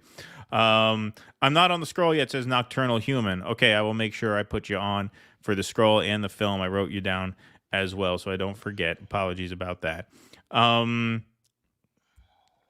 In Louisiana, the despair and rage people feel is apparent everywhere you go. None of my 20, 30-something friends have any hope for the future. IDT, the U.S. has ever, I don't think the U.S. has ever had less legitimacy. Interesting times. Well, that's it. That's it. And that's where a lot of the rage against Biden comes, because he is just the perfect symbol of that very decline you're talking about. Well, you know, I read the New Orleans newspaper, and this morning the headline was boil water advisory. And that's almost constantly in New Orleans. You have sections of New Orleans where the water isn't safe. It's a country of crumbling infrastructure, and third world conditions in much of it. You know, as I've traveled around, most places I can only drink bottled water. Like, I'm in LA, man. I don't trust the fucking water here. Nobody does. Everybody drinks bottled water or filtered water. They have special filters on their taps. Richest nation on earth, we can't have a clean water supply. It's insane. Yeah, no, it is. Under capitalism, you can't drink the water, right? That's what Jimmy said, right? He says, I've said, you notice in all these capitalist countries, they don't have clean water. Right. Have you seen Ha's interview on Kim Iverson on Rumble? He goes into MAGA communism. You guys should get him on your show. It'd be great. Try his X or his Discord. I've seen some of his stuff. Yeah, he's an entertaining dude for sure. So that would be fun. Thank you for that. I haven't seen the Iverson interview, but I've watched some of his stuff before. Nicole, thanks for the $2. What is the link for the Jose doc? I don't have the link up yet, although I will make it today to try and hype it as much as possible because we don't have a stream on our channel between now and then. So I could actually make that link today for YouTube. Rumble still doesn't have the tech to allow you to make the link within outside 24 hours, but I will put the Jose Vega YouTube link up this afternoon. And if you're on our Substack, by the way, join our Substack. I mean, I think you are on. You're freezing a little bit. I'm freezing. Am I good? Yeah. I don't know if it's on my end or yours, but like your voice and your movement are out of sync. Oh, how do I look, everybody? Like your voice is coming through steady, but your movement keeps freezing. My Wi-Fi says I'm fine. I mean, it could be on my end. Maybe. How do I look, folks? Tell me how I look in the chat. Tell me how my tech is in the chat. Tech check in the chat, everybody. Let me know. He seems pretty normal, says No Toes. I don't see any freezing. They don't see freezing, so it's on my end then. Because what I see is pronounced, so they would definitely see it. Mimic says, now it's okay. Maybe it's happening for some and not for others. Anyway. Rumble Goldfoot. Keaton is fine for me, so fine. Yeah, that's all that matters, my man. I will be putting the link to the Jose Vega doc today up on YouTube. Obviously, the premiere is not till Sunday night. But join our Substack, dudissidents.substack.com. Join for free, even if you don't become a paid member, because that's our newsletter. So this is how you know you won't miss anything like this, especially if YouTube is starting to get shady with the notifications. It's very important that you're on our Substack so you know what time we're on and where. But that film premiere will be on YouTube and Rumble. We will simulcast that. And then we will start the talk back on YouTube for Super Chats, and then we'll switch to Rumble for the patron call-in Q&A. I'll keep Jose around for as long as we have him. I'm pretty sure we have him for the night. All right, let's do some more Super Chats here. Bloodthirsty Mayonnaise.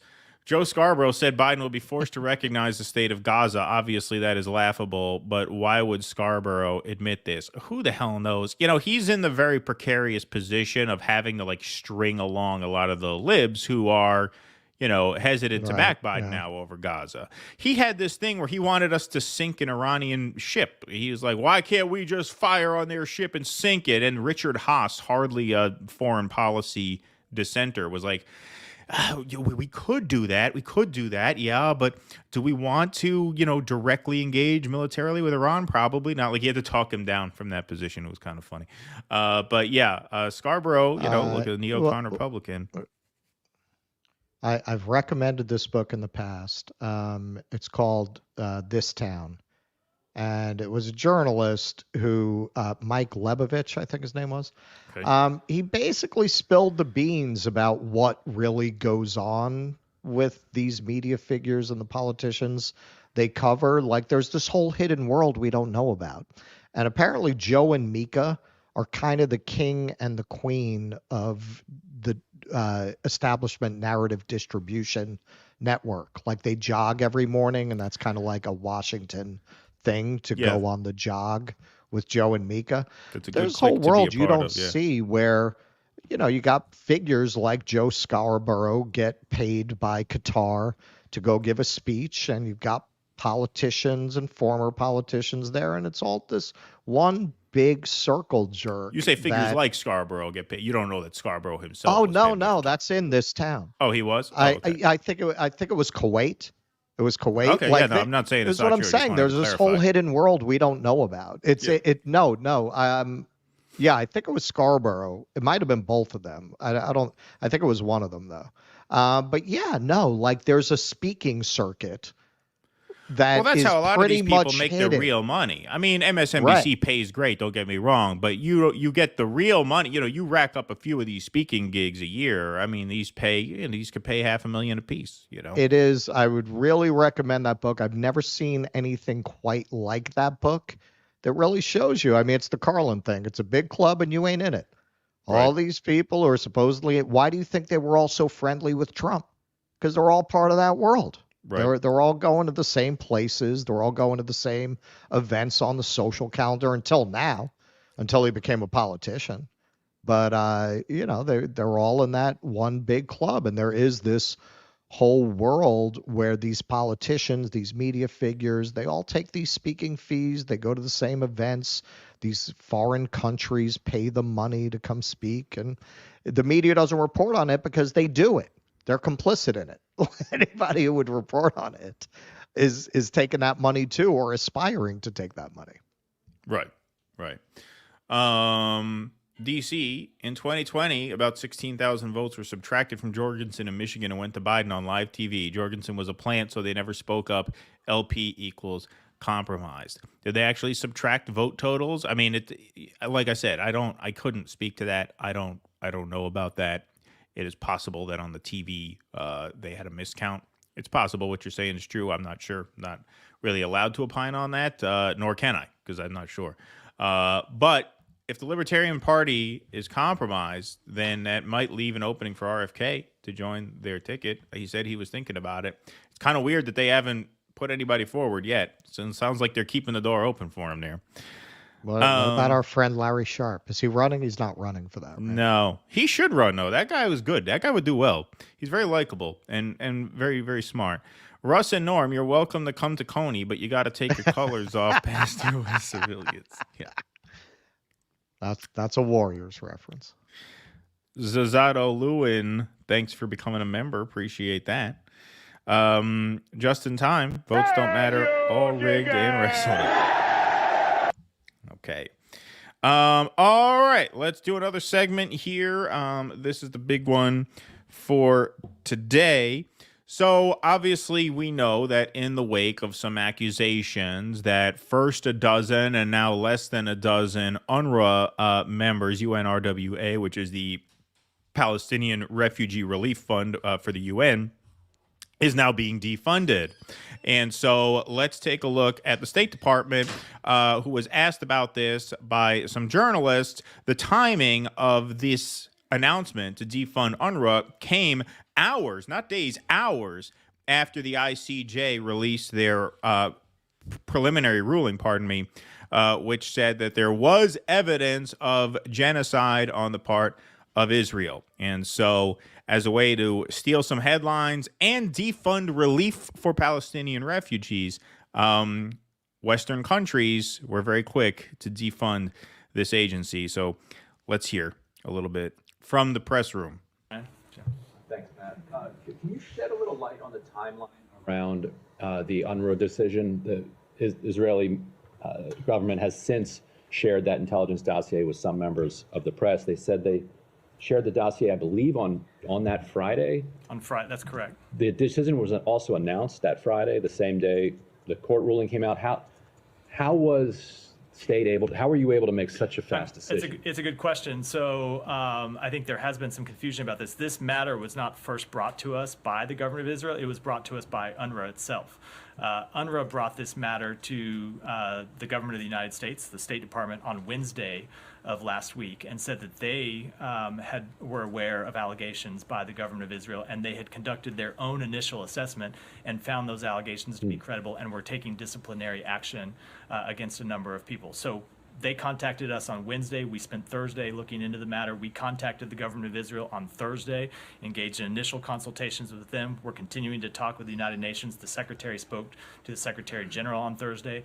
And then on Friday, we announced that decision and were briefed by Israel. But I should make very clear, our decision to temporarily pause funding was not just based on the strength of Israeli evidence, but it was based on UNRWA's own conclusion that those allegations were credible. Okay, wow. I just got a couple things to say about this. Okay, so he's saying UNRWA came to us and said, we are aware of Israeli accusations that a dozen, now half a dozen of our members participated in October 7th. Why do you think they came to you? They came to you and said that we are aware of these accusations and we are taking disciplinary actions in the hopes that you would not defund them. Like, if it's true, and like I said, I don't take anything any of these people say at face value. But if it's true that UNRWA reached out to you and said, hey, we know there's an accusation out there. We want you to know we are taking action in accordance with that accusation. They did that in order to prevent you from defunding them, obviously, right? They wanted to let you know, hey, we're taking care of it. We're not ignoring it the way you do with all of Israel's crimes. Hey, Number guys, two, we just want you to know we want you to defund us. yeah, hey guys, I just wanted to let you know a couple of our guys have been implicated in October 7th, and so we would really like you to take away all our funding and starve 2 million Palestinians. Yeah. Just absolutely insane, number one. Number two, look at how condensed this timeline is when Israel needs a favor. When it comes time to defund Palestinian refugee aid, less than 48 hours between when they get word of the accusation and when they decide to pause funding. Not even 2 days, from Wednesday to Friday. Wednesday to Friday. We've seen it. We've shown a lot of these briefings on this show because this is very, very revealing. Journalist in Lebanon killed by the IDF in October. We just did a segment on this last week. Still no answer as to what Israel had to say for that. When it comes time to actually holding Israel responsible for crime after crime after crime, the timeline is like this. When it comes time to defund UNRWA, boom, 2 days. 2 days. Well, just unbelievable. They put their best people on genocide. Yeah, just absolutely incredible. Concern internally that releasing the announcement within about an hour or so of the ICJ court ruling, which one thing it did was, instruct Israel to make sure that humanitarian aid was flowing, that announcing it so close together would seem like a repudiation in some ways. No, there was no concern, but also the United Nations had made its announcement, and we thought it was important that given that the United Nations had made that announcement, and that's not timing we control. They made that announcement Friday morning. We thought that it was important that we respond as quickly as possible to make clear the position of the United States. It was in no way, in our mind, related to the ICJ decision. I mean, that seems like a pretty big coincidence to me. But assuming it wasn't, it's still reflective of the just rank and horrible bias that you would take such swift action to defund an organization of 13,000 employees because of the alleged crimes of a literal handful of them at the expense of millions of displaced people. You would move so quickly to take that kind of action, yet you drag your feet on incident after incident after incident when it comes to investigating Israel's violation of international law. Let me just point out, because we've gotten this in the comments section about the number of employees at UNRWA. Okay, so this happens sometimes in the media. You get a virus of information and nobody really knows what the truth is. Some news agencies report that they have 13,000 people working for UNRWA. Some of them report 30,000. I promise you, this started with somebody misheard something and misreported something, and it just spread out. Well, as I understand, I am going to tend to trust Professor Finkelstein, who went with the 13,000 number. Well, I think, as I understand, there's like 13,000 in Gaza, and then there's more who work outside of Gaza. That's what I understand that to be. That's where I remember reading that. Norm went with 13,000, but in the I've actual seen territory itself. Right. Yeah. So I've seen both, but you might be right. So that might be where that division comes from. But we've had people in the comments section correct it, but there are these two numbers out there. But it's something that the Times pointed out in its coverage of this. They quoted members of other agencies saying, hey, this is not the first time there has been like people within relief organizations accused of serious crimes. And they've never been defunded before. Right. Like they never felt because one or two people are guilty of crimes that an entire agency needs to be defunded. So why this? And this is... Especially when defunding it has such outsized humanitarian implications. Of course.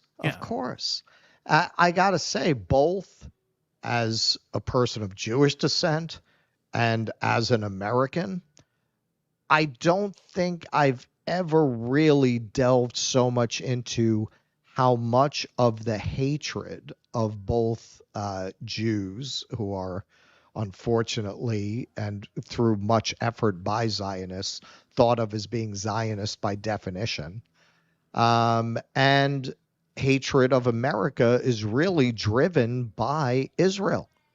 It really is.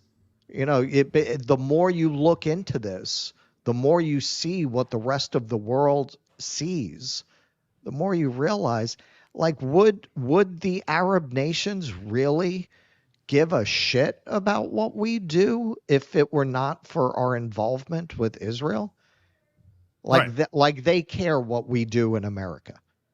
Right. You know, just leave them the fuck alone. And when you look at what a criminal regime this is that we support, of course they hate us.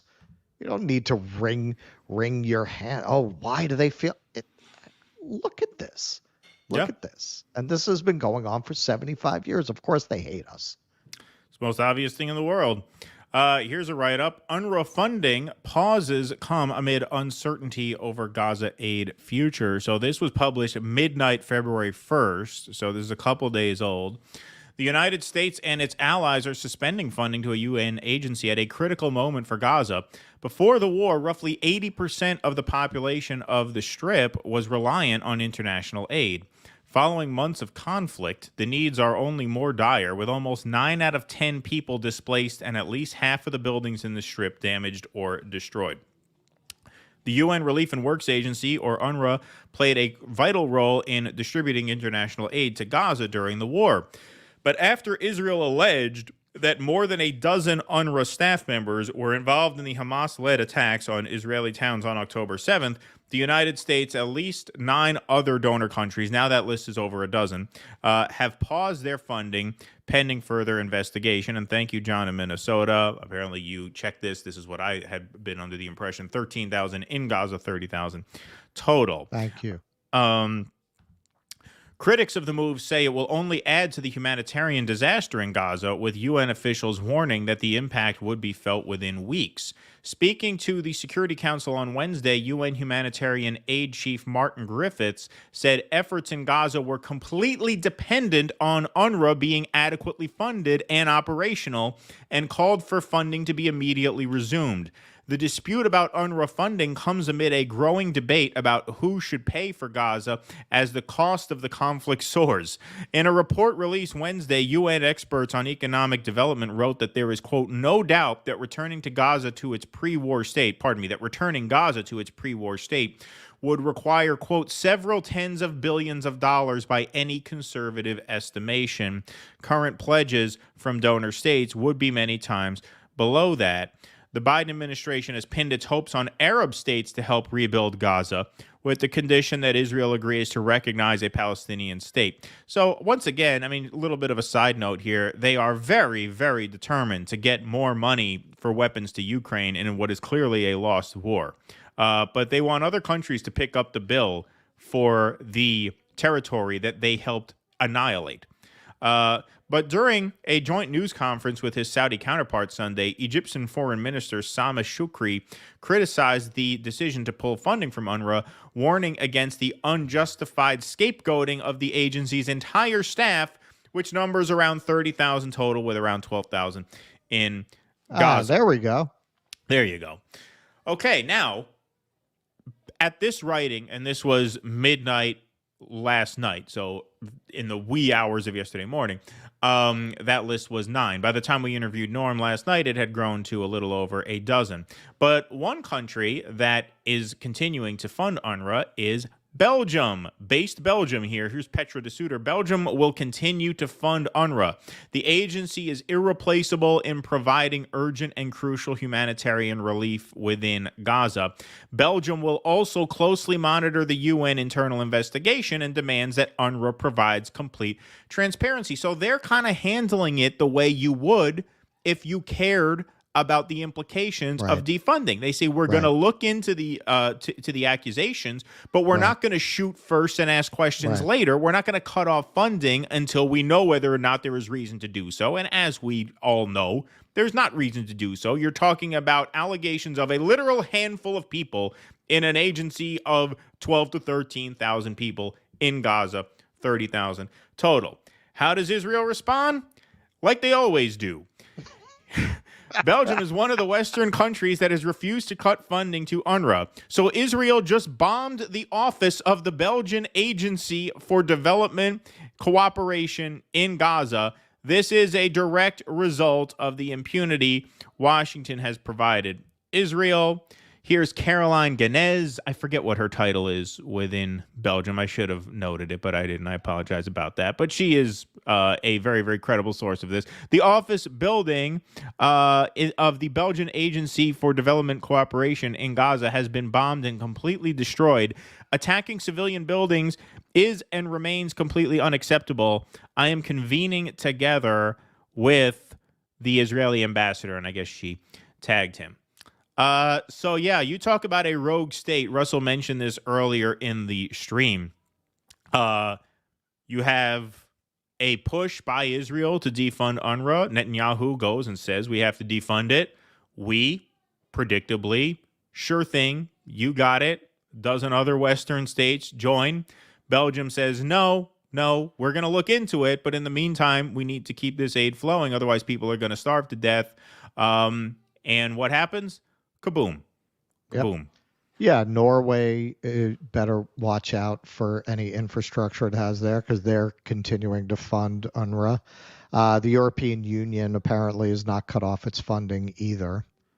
But it is, I mean, between this and the mass grave discovered yesterday, it is just incredible that this clearly criminal, genocidal, psychopathic regime is able to operate with this kind of impunity, and that Western powers, chiefly the United States, is still running around pretending this is anything other than a criminal regime. This Israel's behavior is as bad as any rogue state we have ever labeled as such, any dictatorship in the third world that we've ever been on the outs with, in spite of the fact that we've also supported many of them, depending on whether they're willing to protect our interests. This is as bad as almost any state you could think of, and worse than most. Yeah, it's just incredible. It's just absolutely incredible. The discrepancy, the just horrid difference in the way these disputes are handled. You see, with Gaza, there's always the assumption of guilt. With Israel, there's always the assumption that they're not guilty. They shoot first and ask questions later whenever there's an accusation against anyone inside that Gaza Strip. When it's Israel, well, we have to look into it. And they never do. And if and when they do, we're not allowed to know what the answer actually is. State Department, yeah, we've talked to them about the murder of that journalist 3 months ago. Well, what did they say? We're not going to let you know. We're not going to let you know. That's privileged information. Even though you're funding it, right? Even though this is being done in your name. What their explanation is for crime after crime after crime is for us and them to talk about in privacy. Just incredible. Privacy, yes. Absolutely unbelievable. Well, Roger Waters, which we covered yesterday on Jimmy's show, he said it very succinctly. This Zionist experiment has failed. It's failed. Whatever it was trying to do, there is no justification for the continued I got to be careful. We're on the East Berlin side of the wall. There's no justification to continue to support a state that commits these kinds of crimes. Of course. Of course. All right. Let's go to some super chats before we get out of here. Bloodthirsty Mayonnaise. It's not trail off. He literally cannot trail on. Yeah. Yeah, exactly. There's no trailing off because he's never on to begin with. Adlai Stevenson won 1952 Democratic nomination despite 0 votes. Well, he could have a repeat. I think they're going to swap him out. Just in time. Which article of the Genocide Convention has Israel not violated? Yeah, exactly. The only one that South Africa did not cite was item E of Article 2, which is the transference of Palestinian children to other groups because they just killed the children, right? They didn't actually give them to other groups. That was the only one. Every other one they cited ample evidence for over the course of a couple hours that morning. Sorry, just copied and pasted a Rumble right here. Okay. SB, thanks for the $5. Plus, Haas is part of Michigan Muslim community. Oh, he's in Michigan? I didn't know that. He can provide insight on what's going on. He could teach you guys a thing or two on history of communism. I thought he was in California. I thought, for some reason, why did I think he was in L.A.? He's in Michigan? Well, theoretically, we're going to go to Michigan. It's one of our goals for the year. That's one of our goals for the year. Yeah, that would be a really great trip. Thank you, SB. Thank you, Ara, for the $20. If you boys want to get into all political events and be immune of being kicked out of political events, just wear your small hats. Oh, I get it. Even if you bust out in protest, there's no way you'll be kicked out. No, they'll kick us out. They will kick us out. They kicked the rabbi out of the... it's in the Jose film. I put a brief snippet at the end of the film. There's a kind of a montage of other interveners. And yeah, no, they will definitely drag you out of there, no matter what. I mean, honestly, the Maddow intervention, which was in like the largest synagogue in New York, that would have been funny. That would have been just to throw another layer of confusion. Yeah, of confusion. Yeah, exactly. Sammy Obeid, Palestine comedian, would be a great guest. We should get like a Palestinian comic on. We've looked into. In fact, did we look into? Was he the guy we looked into? We thought about reaching out to a Palestinian comic. I forget if that was him or not. But once we're done with this Jimmy stints, we'll be able to clear things up, because right now we're honestly kind of scrambling to keep up with things at the moment. Anthony Levinson, that tail has been wagging the dog for a long time. Yes, indeed. Joe's wife, Mika, says Jay Savage is the daughter of a very famous and influential U.S. National Security Advisor, Zbigniew Brzezinski. Yes, we knew that. In fact, once we get our regular schedule back and we can do like our regular flashbacks and regular mailbags, it kind of seemed crazy to try and keep up with that as long as our schedule is this in flux. There's a great clip of Zbigniew Brzezinski sitting across the TV set from Joe and Mika. This was before Joe and Mika were involved, at least to our knowledge. To our knowledge. But he's embarrassing Joe Scarborough. He's saying, it's pathetic how ignorant you are on this topic. It was a great clip, especially considering how that all worked out. Tony B, I'm super saturated with bullshit. Aren't we all, Tony B? Back from the Road says, you can make personal donations to UNRWA. By the way, it's a drop in the bucket, but a very worthy bucket. Well, we'll see. Maybe that'll be the what we'll do the Norm event. I was gonna say, we want to do a live stream of the Warriors, live reaction with Norm for charity. There you go. See, look, this is a free chat from You Don't Like My Music, who disagrees with us a lot, but I thought this was a good point. They don't suggest defunding the police when corrupt cops are exposed. Yeah, right. Police shooting after police, crime after crime after crime by the cops.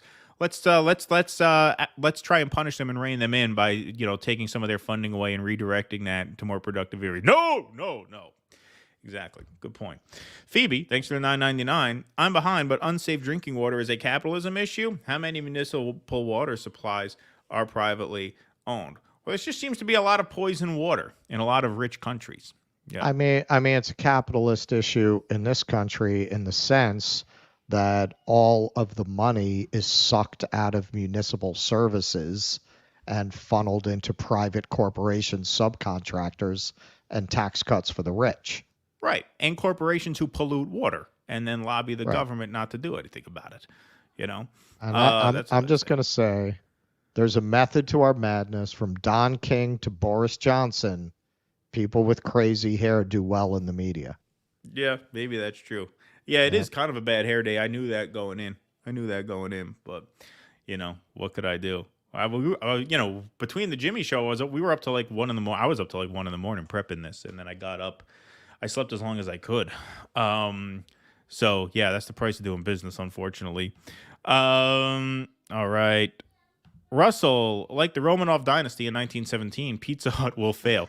If Keaton isn't careful, he might find himself on the wrong side of the revolution. I don't eat Pizza Hut often. I think I have it like once a year. Okay? Like once a year. We've already settled this. McDonald's is by far the better company to target. To boycott. I have been convinced that we should target McDonald's. So I'm going to figure out an organized way to get people around it. And while I have the platform on Jimmy's, I'll run it past him, but I don't think he'll object. I'll talk it up over there. We'll start doing sponsored ads for Burger King. Russell's shirt has triggered a seizure. I am currently flopping around on the kitchen floor, convulsing in an epileptic fit, but I can still type. That's the shirt he got in India.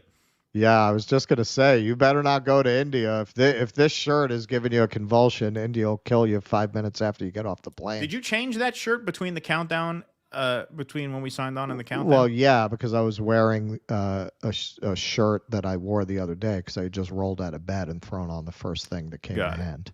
Got it. Does anyone else know what they'd be doing if we couldn't see their crimes on our phones? Yeah, that's true. That's true. We could document all of that now. All right, we'll keep going here. Secret Marsupial. I like that name. That's a fun name. U.S. Mideast policy is we break it, you buy it. Yes, yeah, exactly. Good call. Ara, just scream anti-Semitic. Won't work. I'm telling you. They drag you out anyway. We don't have as many special privileges as some of you guys think we do. If we did, we'd use them. Believe me. I'm not above that. Said Jose. Didn't we joke about sending Jose into the temple with a yarmulke when we did the Mad Out thing? Didn't we joke about that? We never obviously did do it, but I think we brought that up as a funny. I did bring this with me. Oh, he's got his press pass. Beautiful. Nice. Yes, I'm very glad of it now because they're going to bring it to England. And like I said, I think it'll probably get me into some things. I don't think they'll just see a press pass. I don't think they're going to get into that it's a New York press pass. No, I don't think so either. They'll probably just, press, good. Zionism during that, and you could just say, I emailed the town and they gave me a form, but it's in the car, whatever. Talk your way in. Zionism During the Holocaust by Tony Greenstein, book recommendation. Buy it from his website to support him and save money. Thank you for that recommendation, Philip. Appreciate that. The NOLA Sewage and Water Board got raided by the FBI not long ago. Wow. It's a wild rabbit hole. I know a woman in water treatment. She went over the articles with me, told me never to drink tap in NOLA. Wow. That's interesting. Wow. Good morning from the Northwest. Please consider having Miko Paulette in the near future. We'll be good. Trust me. Thanks for all your work, gents. T-Bone. Thank you, T-Bone. Thank you. Appreciate that. Yeah, we're going to put together some interviews. Once we go to 4 shows a week, we'll have more time for interviews because we'll have, 3 segment shows a week, and then we'll try to get a guest on a somewhat regular basis. Russell, when France was liberated from the Nazi occupation in 1944, the authorities shaved the heads of collaborators. We will do the same to Keaton when Pizza Hut is defeated. I've shaved my own head in the past before, I will have you know. Sam says municipal water are intentionally starved so they can be bought on the cheap by private water companies. So yes, a capitalism problem. No money in clean water. Thank you, Sam. Is Keaton actually Superman in disguise? Well, let's see. I know this came up on the Jimmy Show yesterday. Do I look like Superman now? Dominic says, Russ is correct. It's professional wrestling. They might as well schedule a match between Biden and Trump. I can't imagine anything more hilarious. It will certainly be a wild ride, folks. Yeah, put them in cream corn. Well, folks, like I said, I got a hard out today because I got parent-teacher conferences. So I have to go comb my hair. See, I'm dressed nice, but I got to go comb my hair for my boy's teacher. So that's our show for today. Thank you guys very, very much for watching. Please hit that like button on the way out. Hit that subscribe button. Hit that follow button on the way out. And like I said, folks, last call if you want your name up in lights on the Jose Vega documentary, Ruckus. Go to patreon.com/DoDissidents and sign up. You can also sign up on Substack. And you can sign up on Locals. If you're watching on Rumble, click that join button right below the screen and join our Locals community. We will be on the Jimmy Dore Show with Jose Vega tomorrow. We'll be interviewing Jose. He has a very special announcement to make, as well as a clip from Sunday's documentary. So please make sure you are there tomorrow afternoon live on Jimmy's channel. And then back here, 7 p.m. Eastern, we will be premiering Ruckus, our documentary on our friend Jose Vega. We're super excited about that. We'll have a talk back with the man himself after the screening. So lots of fun stuff coming up this weekend. A very eventful weekend, and we hope you all join us for it. Thank you very much for being here. Appreciate you guys. As always, we will see you tomorrow on the Jimmy Dore Show and back here Sunday night for the documentary premiere. Until we see you again, be safe and be well. Courage. Please clap.